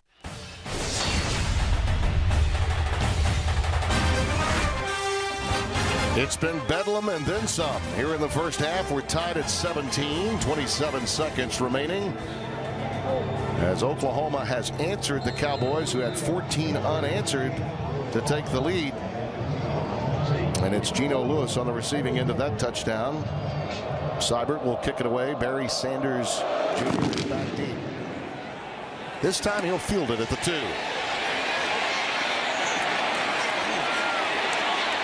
Could you say wake up the echoes? Wow. Barry Sanders gets it to midfield. And now the Cowboys, with one timeout remaining, are in business to maybe make a run here. This is how you return. You slow and you wait for that funnel effect to happen, and then it's north and south. Speed and quickness. The stout build of Barry Sanders just does a nice job of ripping through the would-be tacklers. Look, that's 1, 2, 3, and 5 additional yards after that last effort there by Sanders. What a nice return. It was Austin Seibert that saved the day, the kicker with the tackle. The ball now at midfield, and with one timeout, they've got some room to work with here and a little bit of time to boot. Carson is in the backfield. Washington, the big play receiver, at the bottom of your screen. And they go with a delay to Carson. High hurdling and down at the 45-yard line. Thomas makes the stop. That will force their hand a bit. Just a gain of 5. And it looks as though they're just going to run it out. I'm surprised by that. They had a timeout in their hip pocket. Chose not to use it. Very un-cowboy-like. Yeah. I believe some of the Cowboy faithful weren't particularly pleased with that decision either. I thought they'd at least take a look downfield, right? Is she scary? I thought this is the Big 12. We're going the distance, right? We're tied at 17 at halftime right now. Let's send you to Mike Hill in Los Angeles. I'll let you run with it. At least. It's unpredictable, chaotic, disco, mayhem, and passion. Rolled up in a web of allegiance to an institution.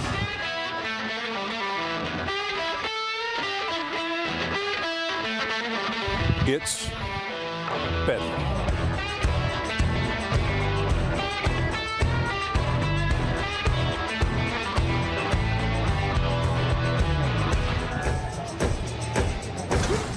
Fox College Football is sponsored by Jared, the Galleria of Jewelry. And Bedlam, the reality series starring Spencer Tillman, will be soon available to you on many of our Fox affiliates around the country. That was well done. Well, thank you, sir. Our guy, Brian Biederman Spielberg, did a wonderful job on that. Indeed. Listen, I have to ask you, we've talked about mirror images in the open of the show. These two teams have the same points, but they haven't done it the same way in the first half. Great take, Timmy. How they built their success is totally different. Certainly, Justice Hill, the outstanding running back up the road from Tulsa, did a fantastic job with 92 yards rushing on 10 plays. And then Rudolph called his own plays a couple of times after Carson helped in and stepped on the ground game. So number 2, showing you he can do more than just manage the game from an efficiency standpoint. Oklahoma, meantime, of their 279 total yards, 178 of them came on open plays down the field. Credit Lincoln Riley, offensive coordinator, doing a great job with these design plays, but those plays require the players to step up with some individual effort on the back end. And unfortunately for the Sooners, they're going to have to do much of their damage shorthanded in the second half. You can see the numbers. Oklahoma, 3 plays had them in this contest. Well, there are the Verizon first half stats. That yardage on the ground was immense. It came early and late. Oklahoma defensively had solved the problem latter stages of the first quarter going into the second. Sooners do get the ball to start the second half. They won the toss and deferred. So Matt Amendola will be kicking it away for the Cowboys, and Joe Mixon is back deep for Oklahoma. Mixon from the 3. And he's ahead to the 19-yard line. And with the latest on D.D. Westbrook's status and talking with the coaches, here's Bruce Feldman. Yeah, Tim, big news. D.D. Westbrook, the star receiver, he's done for the day. Bob Stoops told me the biggest thing he said is we got to run the ball better, and everybody else is going to have to pick it up, and we got to find a way to make some stops on defense and do a better job at fitting the ball and fitting the blocks. On the other side of the ball, Mike Gundy, frustrated with his defense. We got to contain Baker Mayfield. That's what he's good at when he gets outside the pocket, and he is killing us. He has done that, but frankly, their defense against those two backs, Spencer, has been exemplary. Well, it really has been exemplary. And again, I think that defines a coordinator's mindset. You go into a game saying, what do we have to take away? You know you're not going to totally shut them down, these two mirror image teams, but I think they've done a great job of limiting the production on the ground. That's Samaje Perine, and look at him go on the opening play of the half.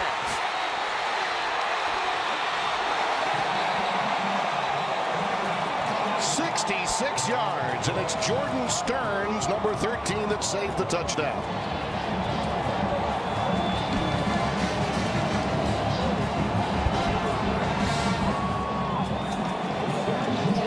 Big plays, big days, Tim. It's what it's about. Sooners are going to need it. He now has 101 yards on the day after that jaunt of 66. Both now are in the backfield. Mixon joins Perine. And there goes Baker Mayfield on the read. And he gets it to the 10. Ashton Lincoln Lampkin makes the stop for Oklahoma State. Great players sense when they're being called upon to make outstanding plays. Part of what you're seeing here is a result of halftime adjustments. But the other part of it is just sheer passion by a player that understands one of the other complementary points and parts of this offense is down, and that's D. Westbrook. So Perine says, I've got to answer, stepping up big time. Perine comes back onto the field. Dimitri Flowers, the fullback, is out there with him, out of the gun. Perine down to the 6. 242 of the 343 yards for Oklahoma have come on 4 plays. We touched on the 3 at halftime that put them in position to score. And that last one from Perine was the first really on the ground. In a rivalry matchup, how you build your success is irrelevant. You just got to have more points when 60 is up. Mayfield. Marker's down, and so is he at the 6. And that looks like Mote Miley may have been guilty of the face mask. So a tough break on a 3rd down play for the Cowboys defensively. That's the preliminary indication we get. Personal foul, face mask, defense, half the distance to the goal, automatic first down. Male's the guy that they got. You can see number 90 from Euless, Texas. He's got that hand out there, that left hand, and grabs the cage of Mayfield. Well, he didn't get it by much. No, he didn't, but the head moved. The head moved, and that's enough for the official to make that call. 1st and goal for Oklahoma. Perine in the backfield. Smallwood in motion. Perine down to the 1. Or Trey Flowers was there in this strong safety position. If he's not, Perine's in for the score. They recall Oklahoma was down here early in the game. Mixon dropped a pass that was right in his hands. They had another opportunity with a penalty, an offensive pass interference penalty on a pick by D. Westbrook. So some opportunities missed in the red zone, really by both of these teams. Mixon and Perine are the setbacks. It's Perine. Cowboys were ready that time, and Jordan Stearns, who saved the touchdown moments ago, comes up to help. Jarrell Owens, number 93, was also there. The red shirt. Close to the line of scrimmage. You can see Stearns stuck his nose in there. And from a safety, you're not quite sure sometimes if they're willing to engage. He sold out his Stearns on that play. That's a nice job of playing green zone inside the 5-yard line defense. That's a big play here for both teams. Early in the second half in Bedlam. Perine is now moved into the Wildcat. He got it in. It's a touchdown. His 11th touchdown this year. Tim, that's just lining up and saying my big guy is going to beat your big guy. Ramon Richards was in there at the cornerback position, stepped up, but Perine took the direct snap, got a nice block from Flowers, his fullback, and stuck his nose in there to get the Sooners back on the board in the second half of the first strike.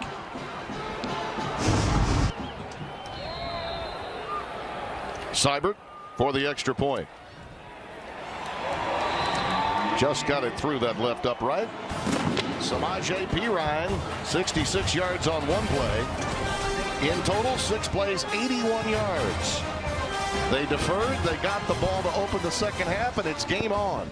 The home team looking for its 9th win in a row and an undefeated Big 12 season.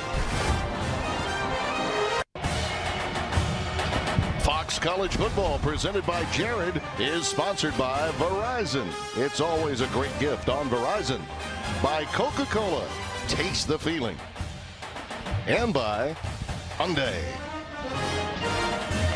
Tim Brando, Spencer Tillman, Bruce Feldman. It is a rivalry game, and right after the last touchdown, Baker Mayfield, your team leader, says... reminded him whose house it is. It's his house. Yeah. Get the heck out of here, right?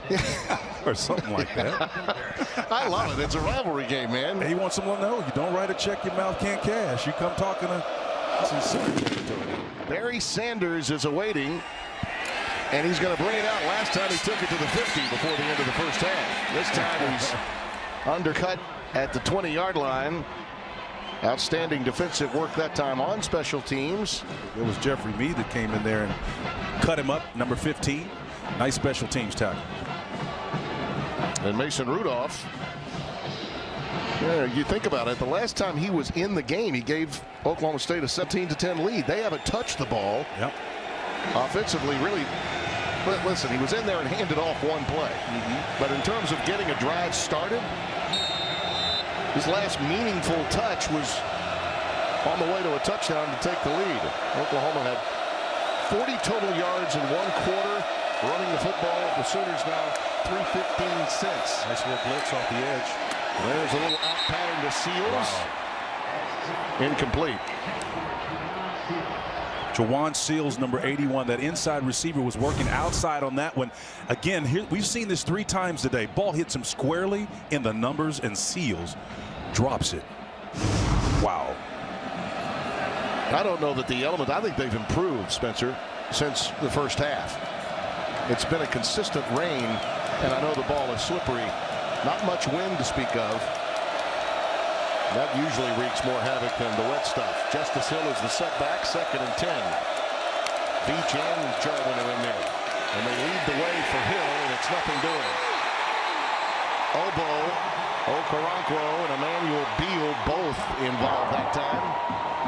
Bill and Obo did a nice job of anchoring. Watch the leverage that they play with. Keeping that head on the outside, understanding that he has containment. He's got one guy to work with him on the inside. He releases, despite the fact that he's got an anchor. That's excellent defensive play by Obo on the edge. 3rd and 9. Seals has gone flank to the top of your screen. Chris Carson is the setback. Rudolph, plenty of time. Shooting it for McCluskey. Incomplete. He kept the play alive long enough, but it'll be a punt formation coming up for Oklahoma State. Rudolph Lamont's confused by the coverage that Mike Stoops is throwing at him. Nice job at his defensive line rushing there as well. And you look at the way this coverage is being mixed up by Mike Stoops. I think Rudolph is having a tough time discerning exactly what they're doing. Nice combination man zone cover scheme. Well, he's only 5 of 14 for 74 yards in the air. Rudolph. Mixon is back deep. Shiner to punt it away. Low line. Yep. He's going to have to let that one go. Yeah, he's got to let that one go. That was trouble with a capital T if he had tried to field it. So 59 yards, a healthy bounce off the low trajectory punt. It's his house, and he wants you to get the out of here. We'll be back with more of Bedlam after this.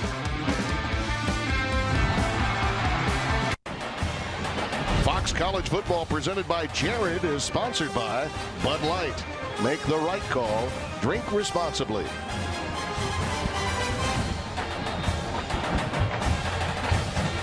Magnificent setting here. All the years I've been in this business, Spencer, this is my first Bedlam, and it is living up to all my expectations. Well, welcome to Oklahoma, Norman, Oklahoma in particular. And I was talking with Brett Bender just a minute ago about the origins of the term Sooner. Our spotter, Brett Bender. Right. When the Oklahoma land run was officiated, the people that went out the night before legally were called Sooners, and then actually were cheaters. So when you hear that, or opportunists if you prefer. Yeah, I prefer or opportunists. me and math. Here's Pirine going towards the boundary. That's well defended. Ramon Richards and Cole Walterscheid collaborate on the stop. We're relying on you for everything Sooner while we're here. No doubt about that. Yeah, I'm able, willing to provide. Baker Mayfield without D.D. Westbrook for the rest of the game. For those of you that just joined us, he was hit and concussion symptoms and protocol is underway with him. So he will not be a factor here in the second half. So Pirine and Mixon, steady diet of them, one would suspect. That's Nick Basquin, 83, the intended receiver. Flag does come down, but is quickly picked up. And we'll have a conversation over this one, apparently. The back judge threw the flag. Pass interference. Defense number 40. Spot foul on automatic first down. Yeah, and that's, Mike Gundy's a little upset about that one. Devontae Averett is the guilty party here. Yeah, number 40 sticks that hand in it, but it's the left hand that we don't see from that particular Right. lane. There you see it release late. He does have that hand, does number 40, Averett, on that other side. You can see it. Yep, I think it was a good call. Good call.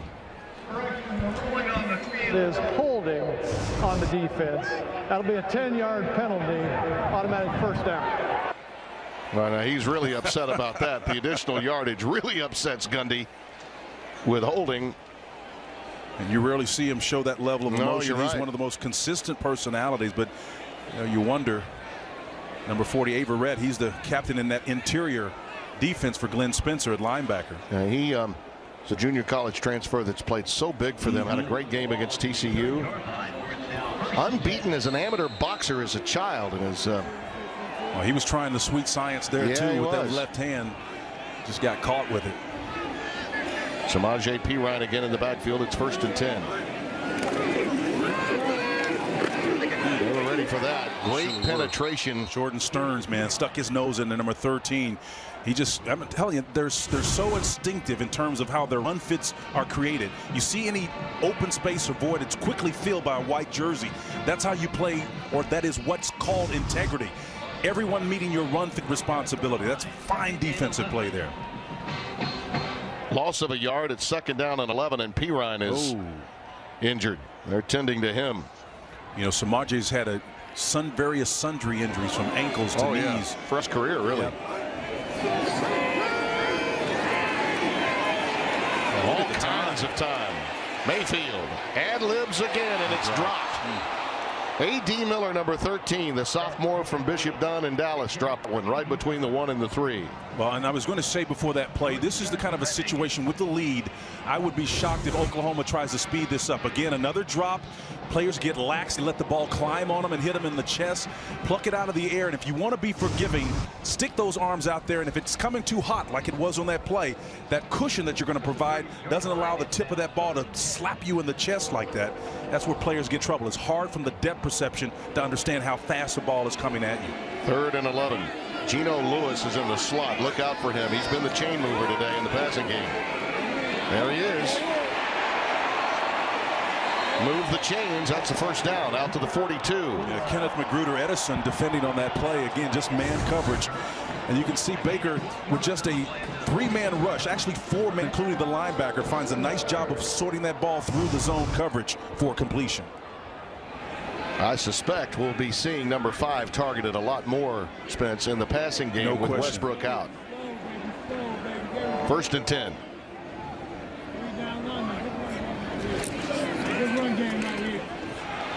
Mixon. When you get that one look, and if you miss in space, it's going to cost you. That time, Stearns could not come up with. Stearns comes up number 13, but again, that little hesitation move there by an elite running back, wounded as he may be, gets in there for plus yards. 9 yards, and another yard is needed for that 1st down, and he'll just get back to the line of scrimmage this time. Nice job by the collective Oklahoma State defense for turning that play back inside and limiting the damage. Walter Scheid, Mote Miley, Vincent Taylor have all played big today, as you see Perine making his way back onto the field. Well, there's no mistake about it. The big plays are going to be required from these running backs, given the fact that D.D. Westbrook is out of this contest. Is going to be the deciding factor for Oklahoma. That I'm convinced because of the previous drops. It looks like it slowed them down too. Yep, it did. That they want that. That's intentional. Out pattern, and there he is again, Geno Lewis. To the 43-yard line of Oklahoma State, a 1st down. It's Trey Flowers that brings him down. Lincoln Riley, when you get soft coverage, you see how much of a cushion is there. That's like stealing. A nice little out cut, expecting the coverage, whether it's zone or man in that particular situation, is an easy pitch and catch. Oklahoma resigned to move the ball methodically down the field, mixing up the run. Lincoln Riley has a nice opportunity with the lead here to control this game. He wants to cut the burn and tick and keep the edge. 2 for 2 on 3rd down conversions in this drive. There goes Baker Mayfield, and he quickly slides down shy of the 1st down. I think they'll give him the 37-yard line as he gave the him deck. Yeah, he gave himself up just a little bit before that marker, in my opinion. But A pickup of 6 yards. They spotted back. But again, I think the beauty of that play was the long ride in mesh to sell that. Baker sold it about as long as he possibly could before he pulled it out and called his own number. 2nd and 4. P. Ryan in the backfield. Stretch play to Samaje. He cuts it back in for the first down. All the way to the 26. Averett and Widener. Timmy, this is the kind of spread version of the student body. Everybody's reaching. It's almost like a zone play where the linemen are moving to their left, not necessarily working up to that next level to get a linebacker, but whoever shows up in that zone is the person they're going to block. It's a nice power play to the left for Oklahoma. They're resigned to run the football and physically beat up this Glenn Spencer defense. Flowers is checked in now, fullback 36. He's played some tailback. In fact, in the Iowa State game, P. Ryan was hurt and Nixon was out, could not play, and he had to play the tailback position, went for over 100 yards. Vincent Taylor gets P. Ryan that time. Burton also involved. We call it burping him. Taylor did a nice job of burping him on that play. I know as a grandpa, you've been doing a lot of that lately, haven't you, with Wilmer Scarlett? I mean, he sat there and waited on him and popped him, boy, when he came backside. You never know when those burps will come, by the way. I'd forgotten. 2nd and 10.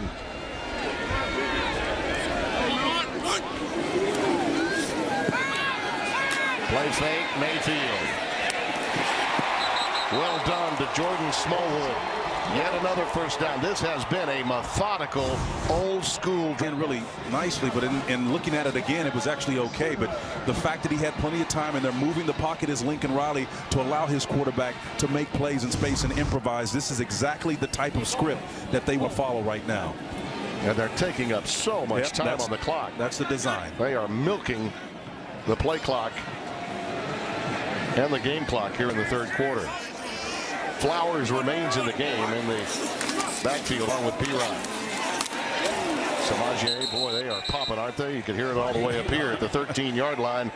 Chad Whitener and Jordan Stearns collectively get the job done. Looks like there's a timeout on the field by the officials. Brings up 2nd and 8 from the 13. I think they wanted to take some time with the ball and dry it off. Look at that in the second half now, 106 yards. Of course, 66 of that came on one run to open the half by Samaje P. Ryan. But they've been methodical with the short passing game. And with Westbrook, your big playmaker, out of there, it makes all the sense in the world to go this way. And it shows you the versatility that Lincoln Riley has. This is surgery that Lincoln Riley is performing on this drive right here. He's a coordinator with a nice script in his hand. 2nd and 7. Mayfield's got a lot of room and a lot of time. And that's Mixon.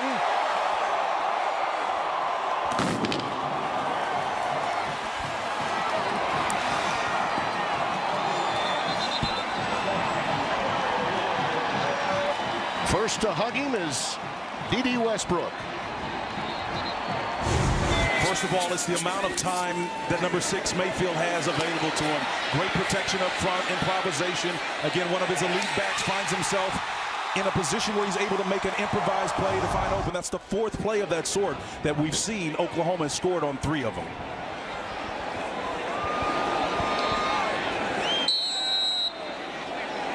Austin Seibert, one of 6 kickers at the FBS level that handles both punting, kicking, place kicking. It's a lost art to do it all. A 13-play drive, surgical procedure being performed by Baker Mayfield with the help of Lincoln Riley, an intellectual property that's going to help OU for a long time.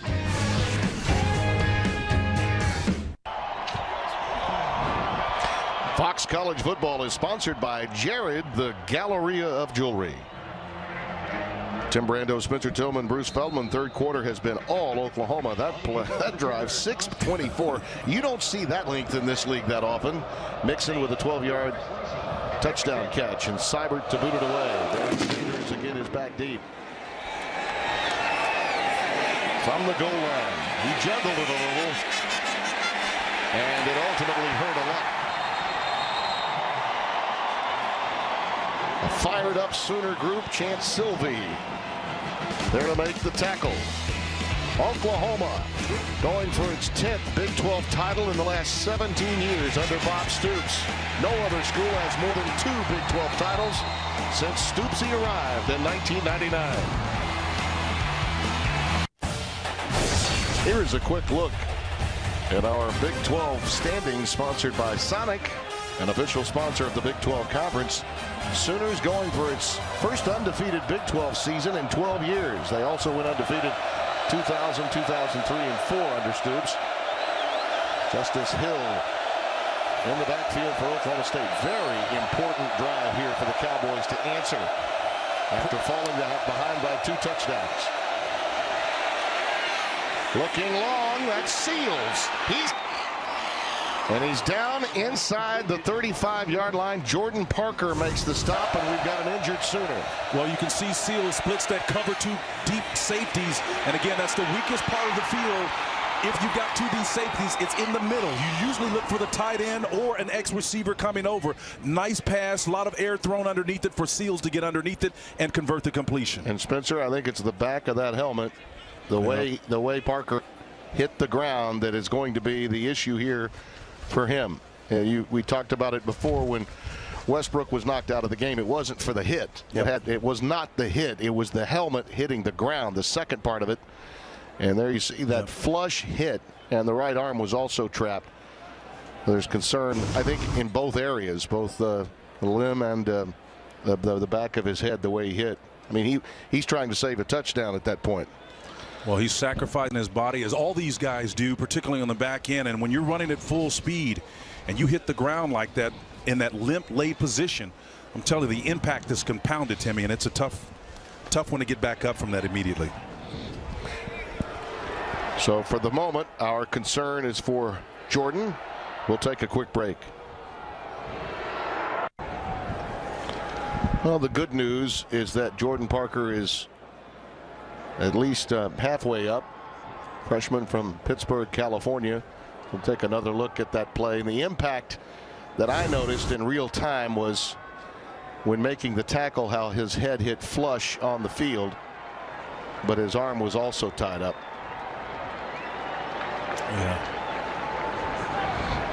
Yeah, that's exactly what happened, Tim. I mean, this is not, our crew is doing a tremendous job of giving us the angles that they have, but I can tell you from experience, unfortunately, when you back of your head hits that turf, it is very easy to get that concussed reaction immediately. I'm not making any diagnosis whatsoever, but that appeared to be what the situation is, because his limbs look like they're operative and moving quite well, actually.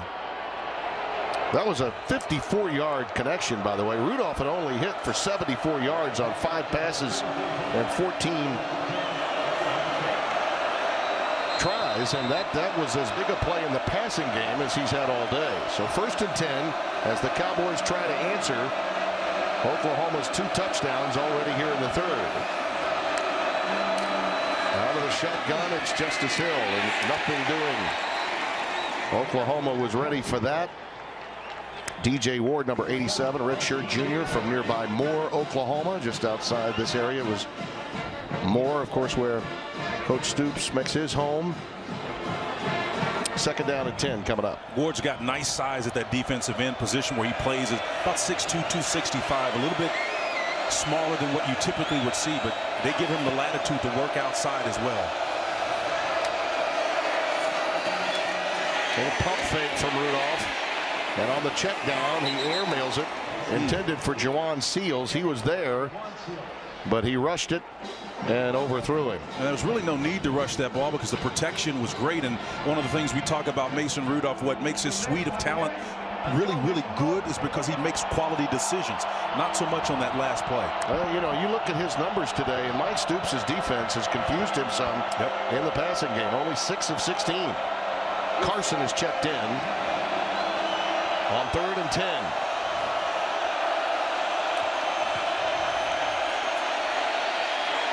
That's Seals.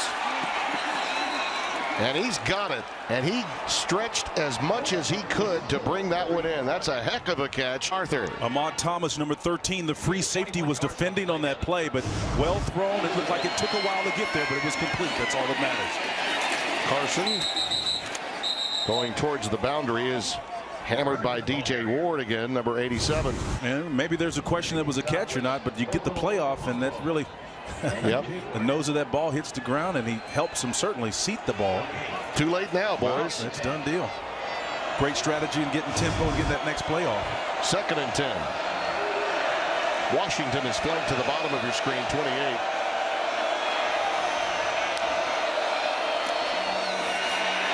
Rudolph with an opening, and he gets it down to the 8-yard line. Emmanuel Beal wraps him up, number 14. Boy, Rudolph was so instinctive on that play. Again, he had an end screaming on his left side. The peripheral vision allowed him to see it quickly, and he turned that down and pulled it and ran with it very, very quickly. Spencer, this guy has not been used today. Only one time have we seen him catch a pass, only targeted the one time. He's been money in 50-50 ball situations. That's Lacey, Chris Lacey, at the top of your screen. He's got man coverage. Well, unfortunately, he's on the short side of the field. They're going to have to do a switch route if they're going to make it work. He needs protection and a laser throw. Rudolph. Yep. Not enough time. Ogbiona Okoronkwo on top of him. Just call him Obo. And that's a big-time sack, and it'll force a field goal. The route was there, but Obo was what disrupted that play. Again, it's the penetration off the outside, the nice dip of the shoulder and the rip to get that right arm through. This tremendous job of ripping through Victor Salako there at that opposite position. 30-yard field goal try coming for Grogan. You know, Lacey, in those situations in past games that we've had, and we've seen Oklahoma State 2 times this year, they would throw the time and time again. Not today. Grogan gets it through. So Oklahoma State gets a big play in the passing game, but alas, oh no, it's Obo.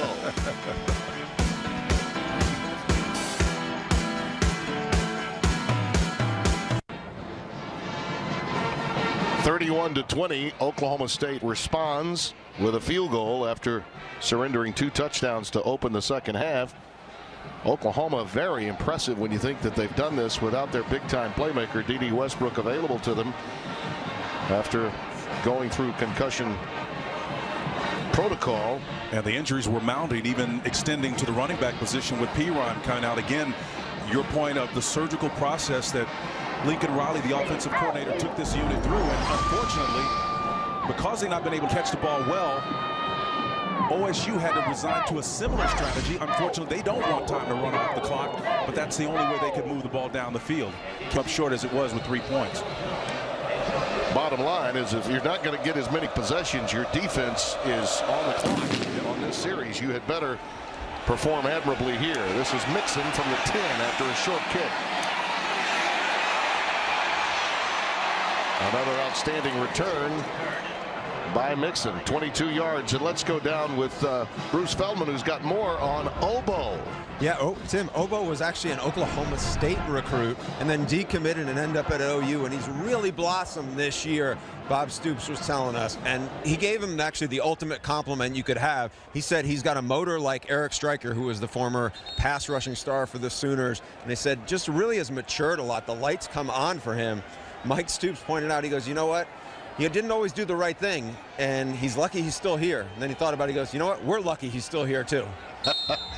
Stryker, you might recall, dominated this game last year.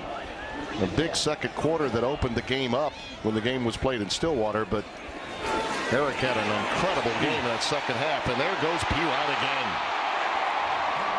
Talk about surgical procedure. I mean, that was just a fine art of cutting between the 2 and 3 gaps there. Yeah, just serpentining. Just that was Ben Powers, number 72, that cleared it. And then Rick Wren made the nice move at the center position to free him up to let Piron get to that 3rd level. And he showed you his speed and power to finish on that play. Yeah, we should credit much of this offensive line.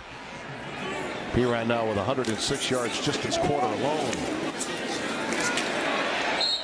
Gets a lot more with his second surge there to the 45-yard line of Oklahoma State. Walter Scheid and Mote Mile making the stop. Wren at center. Yep. Ben Powers, Orlando Brown on that left side have been very effective. Bobby Evans, the right tackle, is a freshman. Number 71, they have played big in this quarter and really altered their style of play to the loss of one of their big-time playmakers in Westbrook. Going for yet another championship in the Big 12 Conference. And for Bob Stoops, it would be number 10. He's only lost 9 at home in his career. He had more titles than he has losses at home.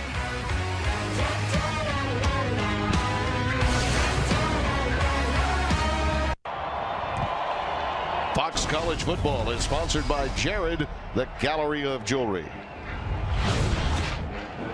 See the scoring by quarter. Oklahoma, nice choice to defer on winning the toss and electing to receive in the second half, outscoring Oklahoma State 14-3. Those are the first 2 games against Oklahoma State. Today, another epic performance, 145 and counting. He has loved himself some Bedlam. Big plays, big days. The great ones step up when they're called. One more time, Pirine laying the lumber to Stearns. That's very similar to the kind of run we saw from Carson earlier. And you see Stearns slow to get up. Take a listen. Oh. That's intentionality. 23 carries, 154 yards. Well, Pirine will make you change your mind, and as he did number 13 there. And Jordan Stern, he just ran over, was a tough customer. Yeah, that's one of your big-time tough customers. One of the really outstanding safeties, not just in this league. Oh, and that was a unintentional, but helmet-to-helmet pop there. Wow. First and 10 with the ball at the 36-yard line of the Cowboys. Pirine trying to put the finishing touches on this puppy. Wagner shoves him out of bounds. Kenneth Magruder Edison, number 3, made the mistake of trying to hit Pirine around his thighs. Timmy, that wasn't going to work. You see that? That little shoulder top isn't going to make a difference to Pirine. You went all Frank Broyles on that one. Look at the thighs on him, Keith. Oh, my. Oh, good Lord. Ball is at the 15. Pirine remains in the game. Down at the bottom of your screen is Jordan Smallwood, 17. Well, just keep giving it to him. Pirine stopped by Cole Walterscheid that time, the redshirt sophomore. Pirine showing another part of his game as the game wears on, his ability to step out, arm tackles. We know he's powerful, run with his feet close to the ground, but when you are getting into the waning moments of a game and you sense the end, the ability to pick your feet up quickly. Yep. Got a marker up at the top at the 13-yard line. I just noticed it, a late flag, so Brad Van Vark's got the details. After the play, unsportsmanlike conduct, offense number 78. That'll be a 15-yard penalty. It'll be second down. That's number 78's first unsportsmanlike of the game. Not a wise choice by Orlando Brown. Yeah, but they like him because he's nasty. He is nasty. He's nasty, and that's exactly what Lincoln Riley likes. Not so much getting the penalty there, and Bob Stoops certainly doesn't like it either. Doesn't meet his approval. But sometimes if you're playing that left tackle position, the most important in terms of protection on that offensive line, you've got to have a little bit of an edge to you. He plays that position for Bob Stoops like a defensive player. He's an offensive guy with a defensive player's mindset. I think Bob is smelling the kill here, Yep. and now you're backed up, and a big-time negative play makes it 2nd and 20. Again, Smallwood flanked to the bottom of your screen. Lead to the top. Pirine on the stretch. Ball is on the loose. It's loose. Oklahoma State's got it. And Pirine is down. It's Kenneth Edison Magruder on top of the football. He got the recovery, number 3, the free safety. How ironic of that. Kenneth Magruder Edison is the guy who got boat raced just a couple of plays ago by Pirine. What a turn of events. Boy, from play to play, each player brings a memory of the previous. And it makes a difference. Let me tell you something. I mean, at the moment Perine got the ball down to the 15-yard line, they were smelling putting this one away. Then comes the unsportsmanlike, followed by a fumble, and it's a rivalry game, ladies and gentlemen. It is not over. Justin Phillips got it free, and Kenneth Edison Magruder on top of it. Cowboys remain alive in Bedlam 2016.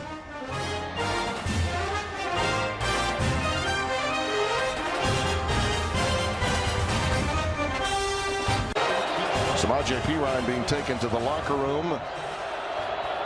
Justice Hill is checked in after Oklahoma State has the football on the turnover and remains in touch with Oklahoma here in Bedlam. Ahead to the 25-yard line goes Justice Hill, the freshman from Tulsa's Booker T. Washington High School, as you see Perine getting some assistance to the locker room. Injury timeout. We have another injury timeout, as you see number 95, Austin Roberts, holding his midsection. Gain of 7 on that last play, so 2nd and 3 coming up. In a relatively short window, we've seen 3 or 4 players go down, man. I'm telling you, if you don't think this game is with a faint of heart, it's not. This is a big boy game. And we've got a whistle pre-snap. Timeout, Oklahoma. Timeout, Oklahoma. Mason Rudolph, you got to figure, has some big plays left in him, and we got a lot of time remaining.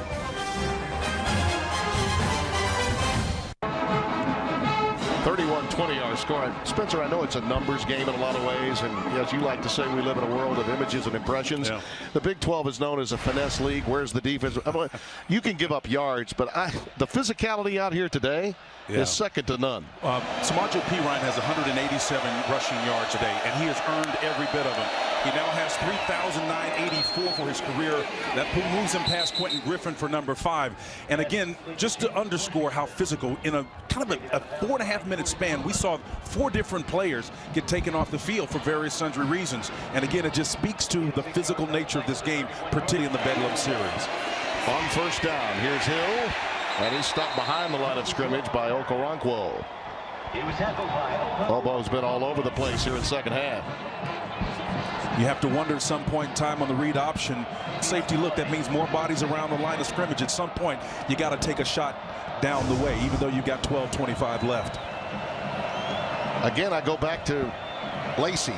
Where's Chris Lacey in this offense today for Oklahoma State? Oklahoma's back with 2 safeties. You see these 2 guys back here. That means you've got to pass on us. Play fake. Rudolph. Markers down, he throws it for McCleskey, and he throws it behind him, incomplete. Thrown in an area, this marker, that you would think holding.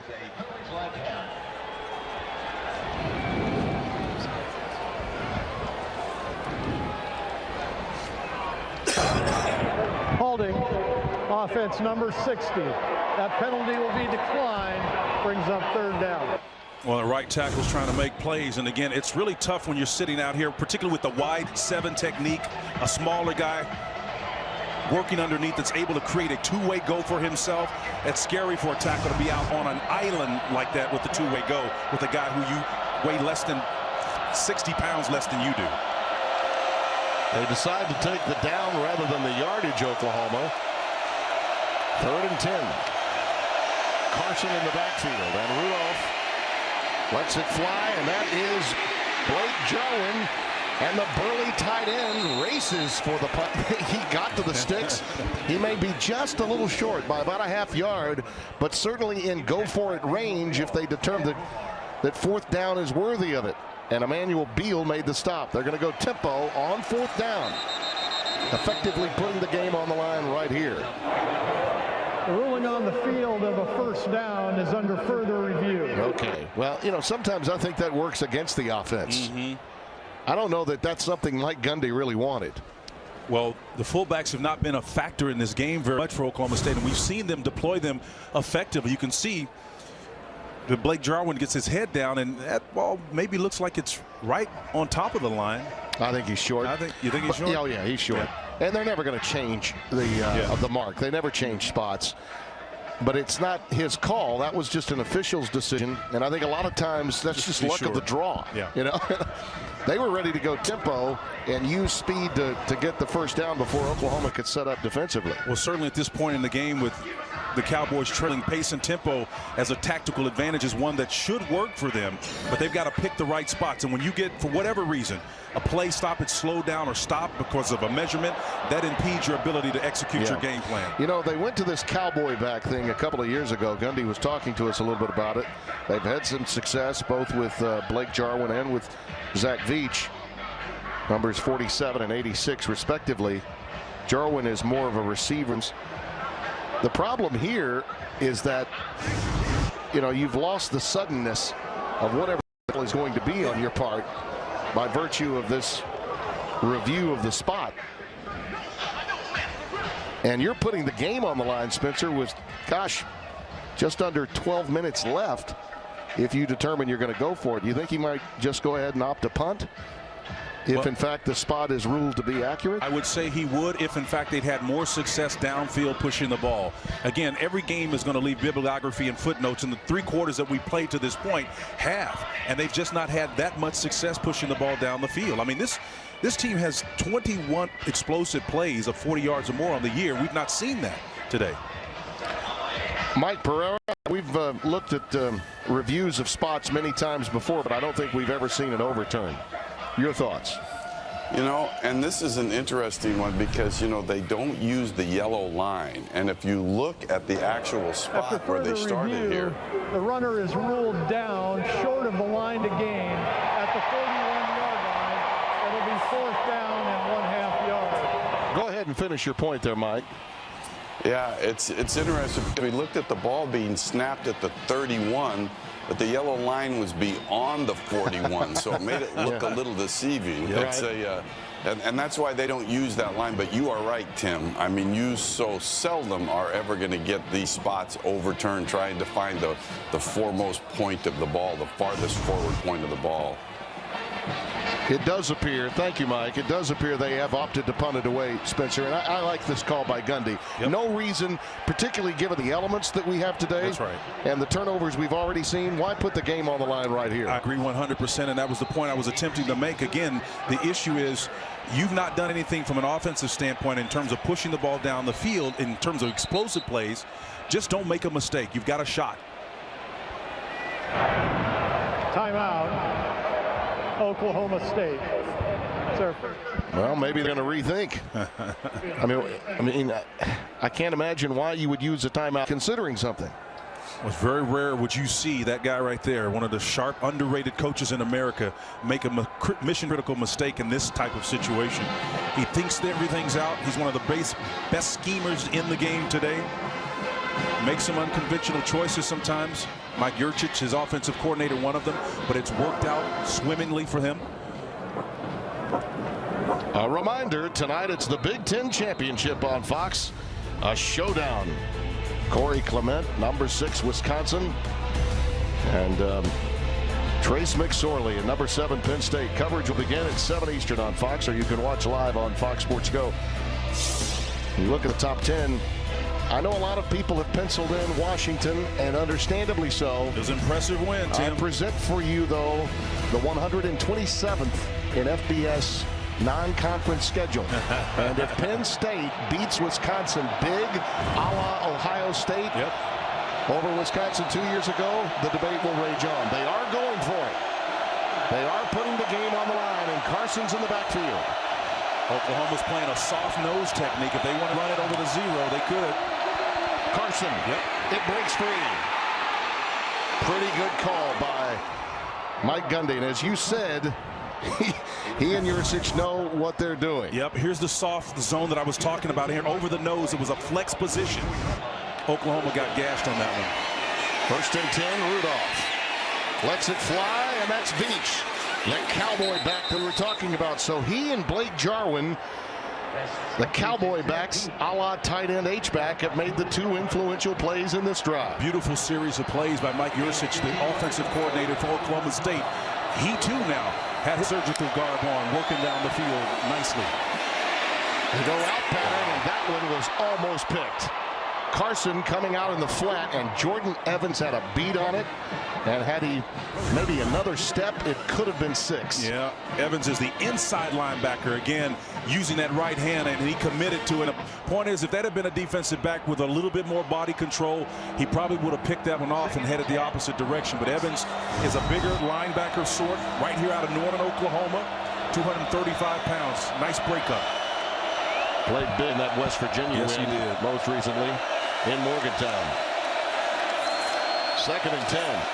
Love the way Rudolph is taking his time to get in the right play, identifying the inside backer. Hill on the stretch play. Spun down by Stephen Parker, number 10. Out the strong safety. Boy, he wiped that play clean, and Parker came up and played physical at the point of attack there. Just 204 pounds from Tulsa, Oklahoma. That's what you want out of a strong safety. Excellent play. All right, 3rd and 10. Big play here. What do you suspect? Well, you got the wide side of the field. You got a twins package there. You got all kind of route combinations. You can run a vertical route, but what's going to dictate it is the coverage. Look at the pad that the 2 safeties on the hash and on the 20 are giving the 2 receivers. You need protection to let them get past coverage. Oklahoma's going to get a timeout.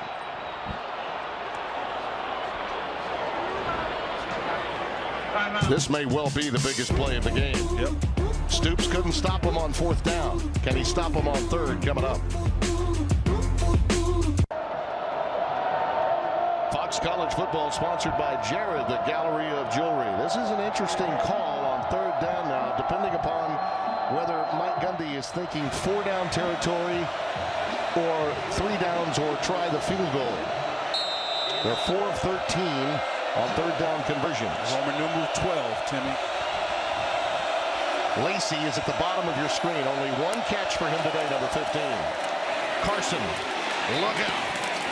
Look out. He gets it down to the 21-yard line. That's going to be 2 yards shy. Now, consider this. Ben Grogan, your kicker for Oklahoma State, is 15 of 16 inside the 40, but he's only 1 of 4 beyond the 40-yard line. And here on 4th down, they're calling upon him to kick this one. And they're going to set it up now at that gain got them into his range, into his wheelhouse. So they're going to go for the field goal here. That play was designed to get him inside the 40, where he's been money. 38 yards the try. And he hooked it. In theory, it looked like a good idea. Statistically, it was. Well, he had enough distance, as you said. He just hooked it. And from the side, it looked like a nice punch. He just hooked it when it came off the foot. Nice delivery from the center, the whole position. And you're right, just a little to the left.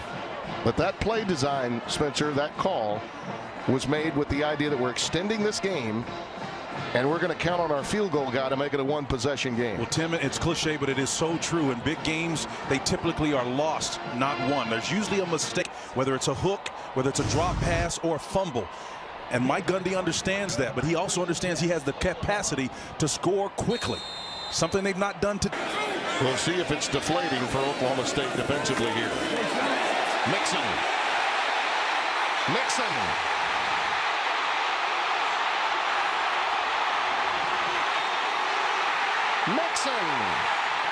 Touchdown.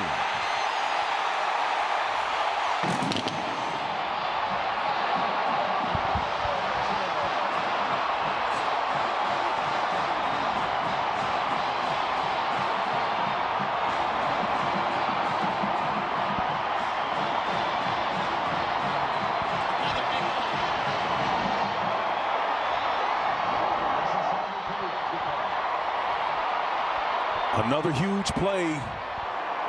These backs have perfected the art of sucking the joy out of a moment for opponents that come into Gaylord Family Field.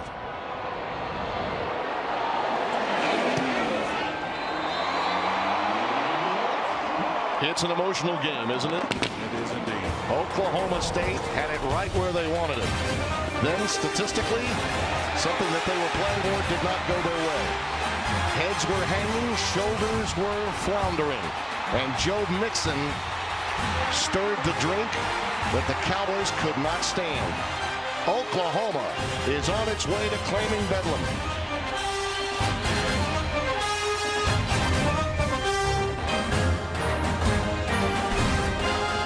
Over 65 yards for that young man. 79, the most recent one. 69, 66, and 67. By the way, the 79, the longest run of Mixon's career.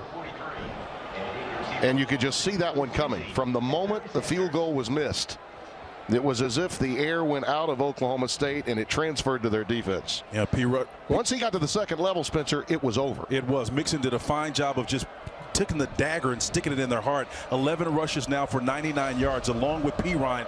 They formed a formidable task here, coming in against Glenn Spencer's defense, which has done a great job against running backs so far this year. P. Ryan with 187 yards. Now the difference is there are running backs, and then there are the two that OU has. Oh yeah, they're elite guys. That's a great tandem. When they're both healthy, it's just hard to beat. Here's Sanders from the goal line. Barry Sanders trying to do it again, and it's Seibert who tackled him at midfield at halftime that ushers him out here. Still plenty of time. Remember, they score quickly in this league. Sanders trying to get them back in there, slow plays it and waits for them to collapse. And that funnel that we often talk about, showing some vision down the field, and then that left hand extended to get a couple of extra yards before he's pushed to the sideline by Seibert. Barry, a grad transfer, of course, was at Stanford, where he did primarily the same thing and had a chance to come and be a part of the program that his dad won the Heisman for back in 1988. Yes, he is the son of the Barry Sanders. Carson in the backfield, 1st and 10. Rudolph checks down and hits Carson out of the backfield. And he scampers to the 36-yard line of Oklahoma. Okoronkwo with a stop. Yeah, Emmanuel Bill missed a tackle there in space, and that's one of the perils of playing in the spread concept these days. You will be in man coverage scenarios, and down the stretch in particular, you'll be asked to make plays with no help around you. Blake Jarwin had that big play on 3rd down to keep a drive alive that unfortunately for Oklahoma State led to a missed field goal. Trying to block here for Hill, and it's nothing doing. Justice Hill, who had a great first quarter, has been stymied since. That's Jordan Evans, number 26, making the stop. Very disciplined play by Evans there, waiting and reading and reacting. 3rd and 4. Rudolph's pass is airmailed, intended for Washington. He has not been accurate today. I think the slippery ball has been a problem for Mason. Yep. He's been less accurate than we've seen him in the past. Well, Jordan Thomas, the corner boundary, was there. It had nothing to do with this pass, was just errant. Yep. He tried to come back to it and look him off, but the eyes were deceived. No one, particularly Jordan Thomas, at that boundary safety position. 64% on the year. You see the numbers today. 4th down. Sooners going straight man. Somebody's got to win for Oklahoma State. Looking for Lacey. Hammered by Okoronkwo. Obo got there again.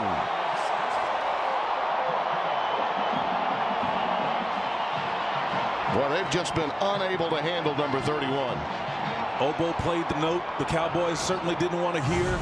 Dissonant, but execution outstanding. Nice job of working on Victor Saleko, the tackle on that left side, and just speed rush went right by him and got into Mason Rudolph's wheelhouse. And Salako's an outstanding tackle. Oh, he's great now. But again, Timmy, when you're in a wide 5 or 7 technique, that means you're either on his outside shoulder or wider.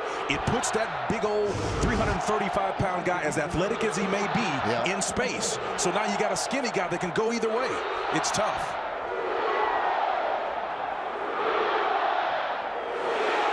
Some scene as Boomer Sooner begins chanting at Owen Field inside Gaylord Family Memorial Stadium.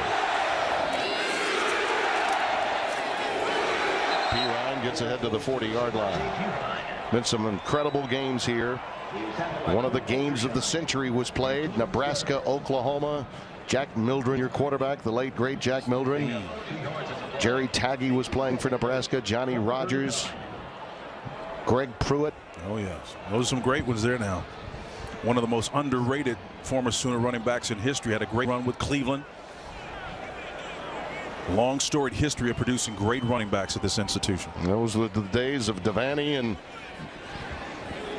Wilkinson. Obviously, those great teams that he had in the 40s and 50s. But you look back at what Barry Switzer took over in the 70s and then carried that through with you into the 80s. That 15-year run was pretty tremendous. Oklahoma State, as a rival, has taken it on the chin. But Spencer, as you mentioned, in recent years, it's been highly competitive. This would be the first time in 4 years that a home team has won. Absolutely. And again, that's what you need to make a rivalry thrive. And Bob Stoops knows it.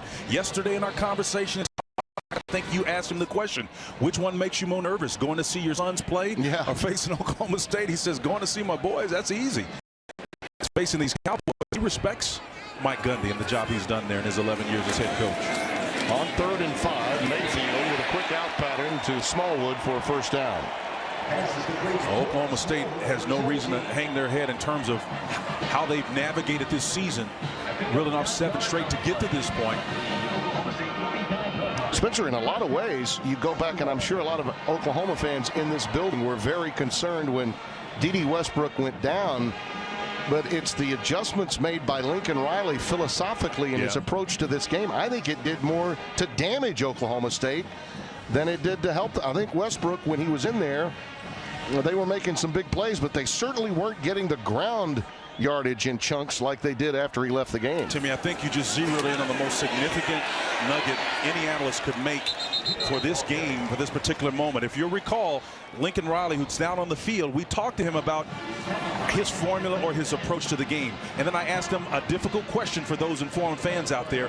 Are you slowing the game down, running it to protect your defense? I wasn't suggesting that Mike Stoops wasn't doing the job necessarily, but he was very strategic in his response. The bottom line is they had been getting gashed on the defensive side of the ball. A slower game helps insulate them from that. And today, Lincoln Riley performed with surgical precision to slow this game down, but not sacrificing productivity. He got it in explosive plays. 4 plays, 60 yards or more. Pirine inside the 40 to the 39, and that should be enough for the first down. Line to make was right there at the 39. Will be very close. I'm asked often about great young offensive coordinators.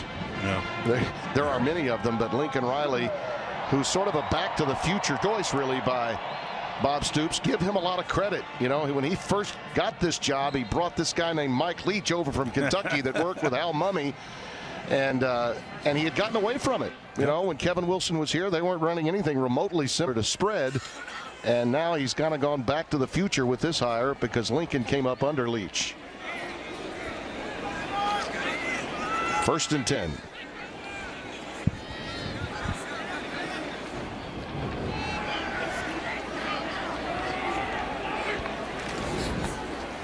Give it to Pirine again. He's ahead for about 4 there to the 36-yard line. Stearns make the stop, and our progressive performance of the game, this one's pretty simple. It's the combination of Pirine and Joe Mixon. The perfect elixir for the Sooners today. Weaving and bobbing for big yardage. Pirine doing the heavy dose, showing you got to come with all of it if you plan to tackle me. And then the elite execution by Mixon. We hadn't seen his hands today, but he sure can run big time, Jimmy.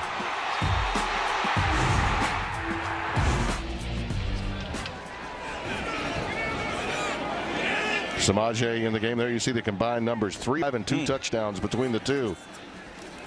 Pirine again. He's now over 4,000, Spencer, with that run. The last one, not this one, but the last one got him over 4,000 in his career. That's amazing. He's getting there, and he'll get a bowl game to do it, but he's closing in on Billy Sims' all-time rushing record, and he's a little ways, but he may be able to get it in a spectacular bowl performance. I know they lost those early season games to Houston and Ohio State, but and again, I go back to Oklahoma's brand. When you take on a non-conference schedule that's like that, the Tennessee win in Knoxville last year helped them.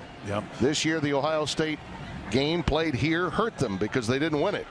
But they still take on all comers, and you'll never doubt their strength of schedule. Pirine again. He had the back judge or the umpire seeking some help. He was about to get run over by number 32. Perine thought he was a magnet. He just went after him. He wasn't trying to avoid him. He's looking for some help, looking for help from that 12th man, that blocker. Oh, get out of there. Oh, man.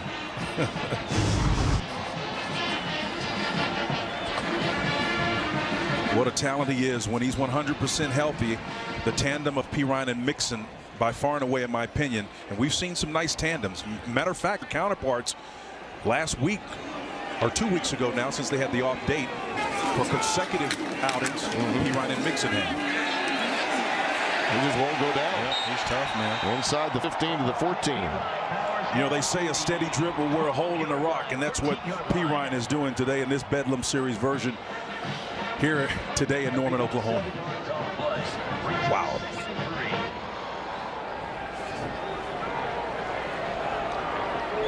Second down and 3 coming up. Tim, you started the list of great running backs. We didn't even get to Joe Washington and Billy Sims. And Marcus Dupree. And well, both of these programs have lineage at running back that's off the charts. And there were some great ones like Steve Sewell that people won't remember, but he was a second-round draft pick by the Denver Broncos. Long career. Nothing doing for Perine there. Stopped by Jordan Burton.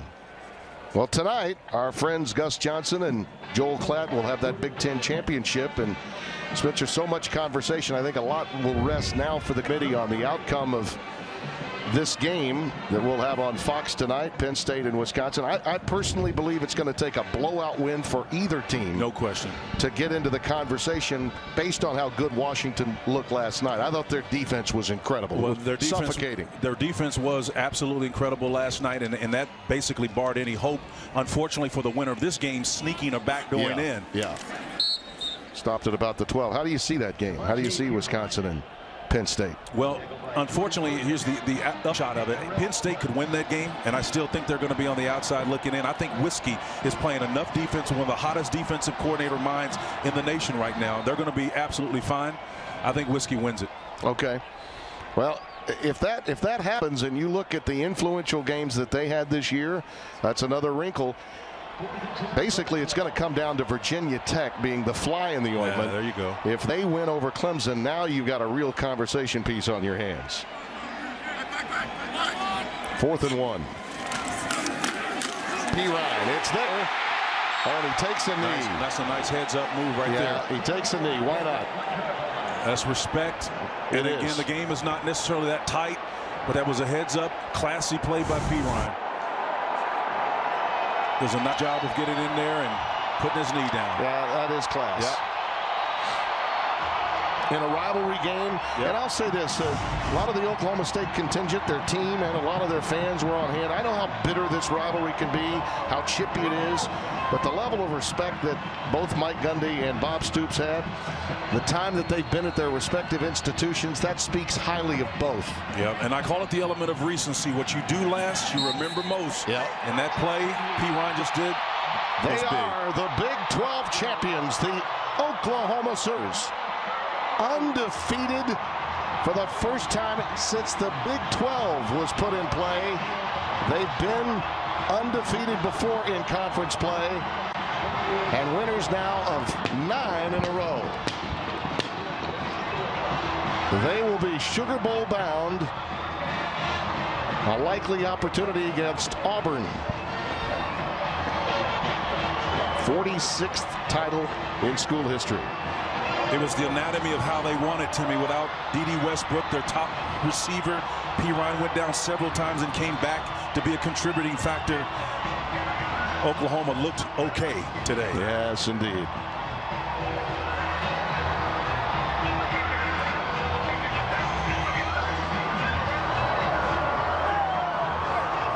Incredible performance for Baker Mayfield. And those running backs that he had with him, oh boy.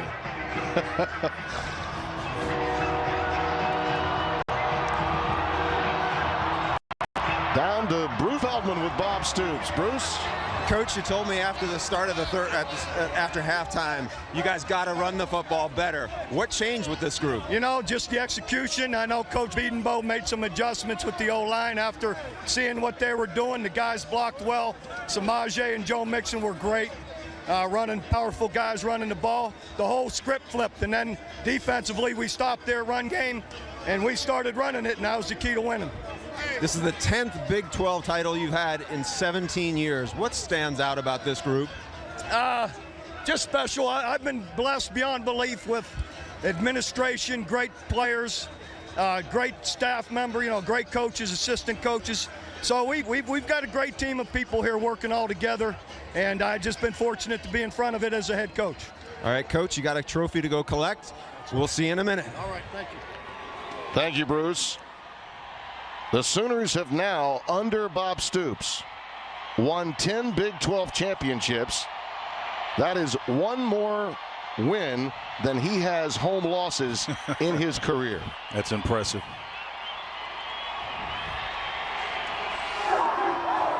Well, there's always ebb and flow in the course of a season, and this one started out in a very nondescript fashion when this team ran into a red-hot Houston team who was coming off a postseason victory over Florida State the year before, and then followed up with a loss to Ohio State and rebounded nicely. And the kid that was a walk-on and just decided, you know what, I think I'll leave and go play at Oklahoma, where they have a guy that was Sugar Bowl MVP not that long ago. Baker Mayfield is standing by with him. Baker, it looks like where you wore that shirt, you were ready for this game and what the outcome was going to be like. What really stood out to you when you lose Dede, your best receiver, and obviously Samaje got banged up? What did you guys have to do to win this game? I just had to have the next guy step up. I mean, we've had that all season. We've had guys get injured on both sides of the ball. So, I mean, we had the next guy step up, making plays, and then the offensive line's playing great. We were able to run the ball. Looks like the Fu Manchu did you pretty well. Are you going to keep it for the rest of your time here? No, I think my lady friend might get mad if I have to shave it, or if I don't shave it.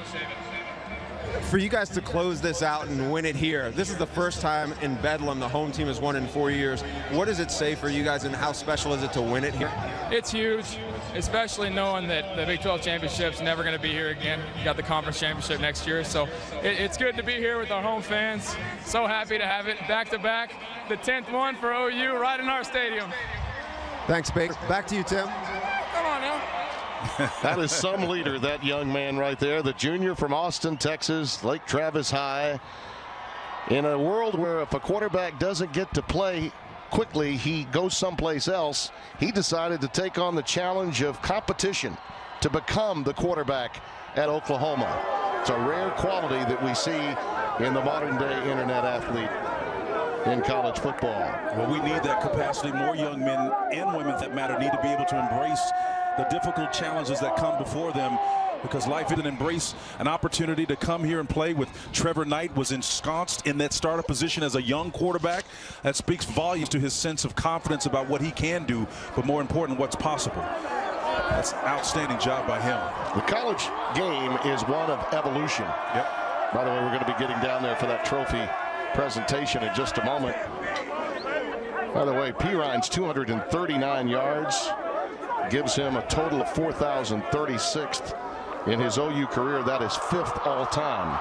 That's up there with some of the greatest names in the history of Oklahoma running backs. Yeah, Billy Sims is up there with a little over 4,100. Joe Washington, he's eclipsed that 4,000 as well. Adrian Peterson, Steve Owens, and then Samaje Perine in that 5-hole, all with 100 yards. Yeah. Impressive. Yep. Magnificent performance. And on so many levels, we talk about the evolution of the game. I thought it was wonderful what he said about having a chance to win in Norman. Next year, this championship game will be in Arlington at Jerry's World. They're going to need and they want the 13th data point. That's a very common phrase that you're hearing during the playoff era, and I think that's in the best interest of the Big 12. But this was old school, sort of 20th century championship football we witnessed today. A regular season game played in a home field, and a Title won. So much about success in the college game today is about how you adapt. Yeah. It's about adjustments from half to half, quarter to quarter. We saw the transition from the first quarter to the second quarter. Yeah. Oklahoma State with 121 yards rushing, a little tweak here by Oklahoma and Mike Stoops shutting them down essentially in that second quarter. And then the beautiful job by the offensive coordinator Lincoln Riley slowing the game down to help not just his defense but also his quarterback as well, because D.D. Westbrook was down and number 6 Mayfield had the game of his life. All right, let's go back down to Bruce Feldman for the Big 12 trophy presentation. I know he's got the commissioner as well as Bob Stoops down there with him. Bruce, take it away. All right, good afternoon, ladies and gentlemen. I'm Bruce Feldman from Fox Sports, and let me be the first to congratulate the 2016 Big 12 champion, Oklahoma Sooners.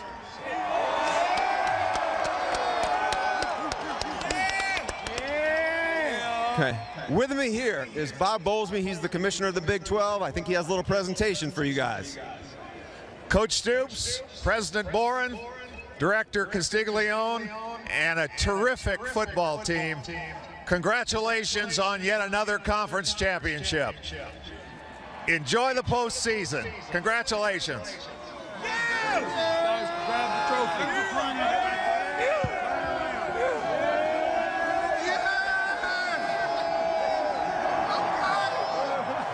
I think we're in Africa.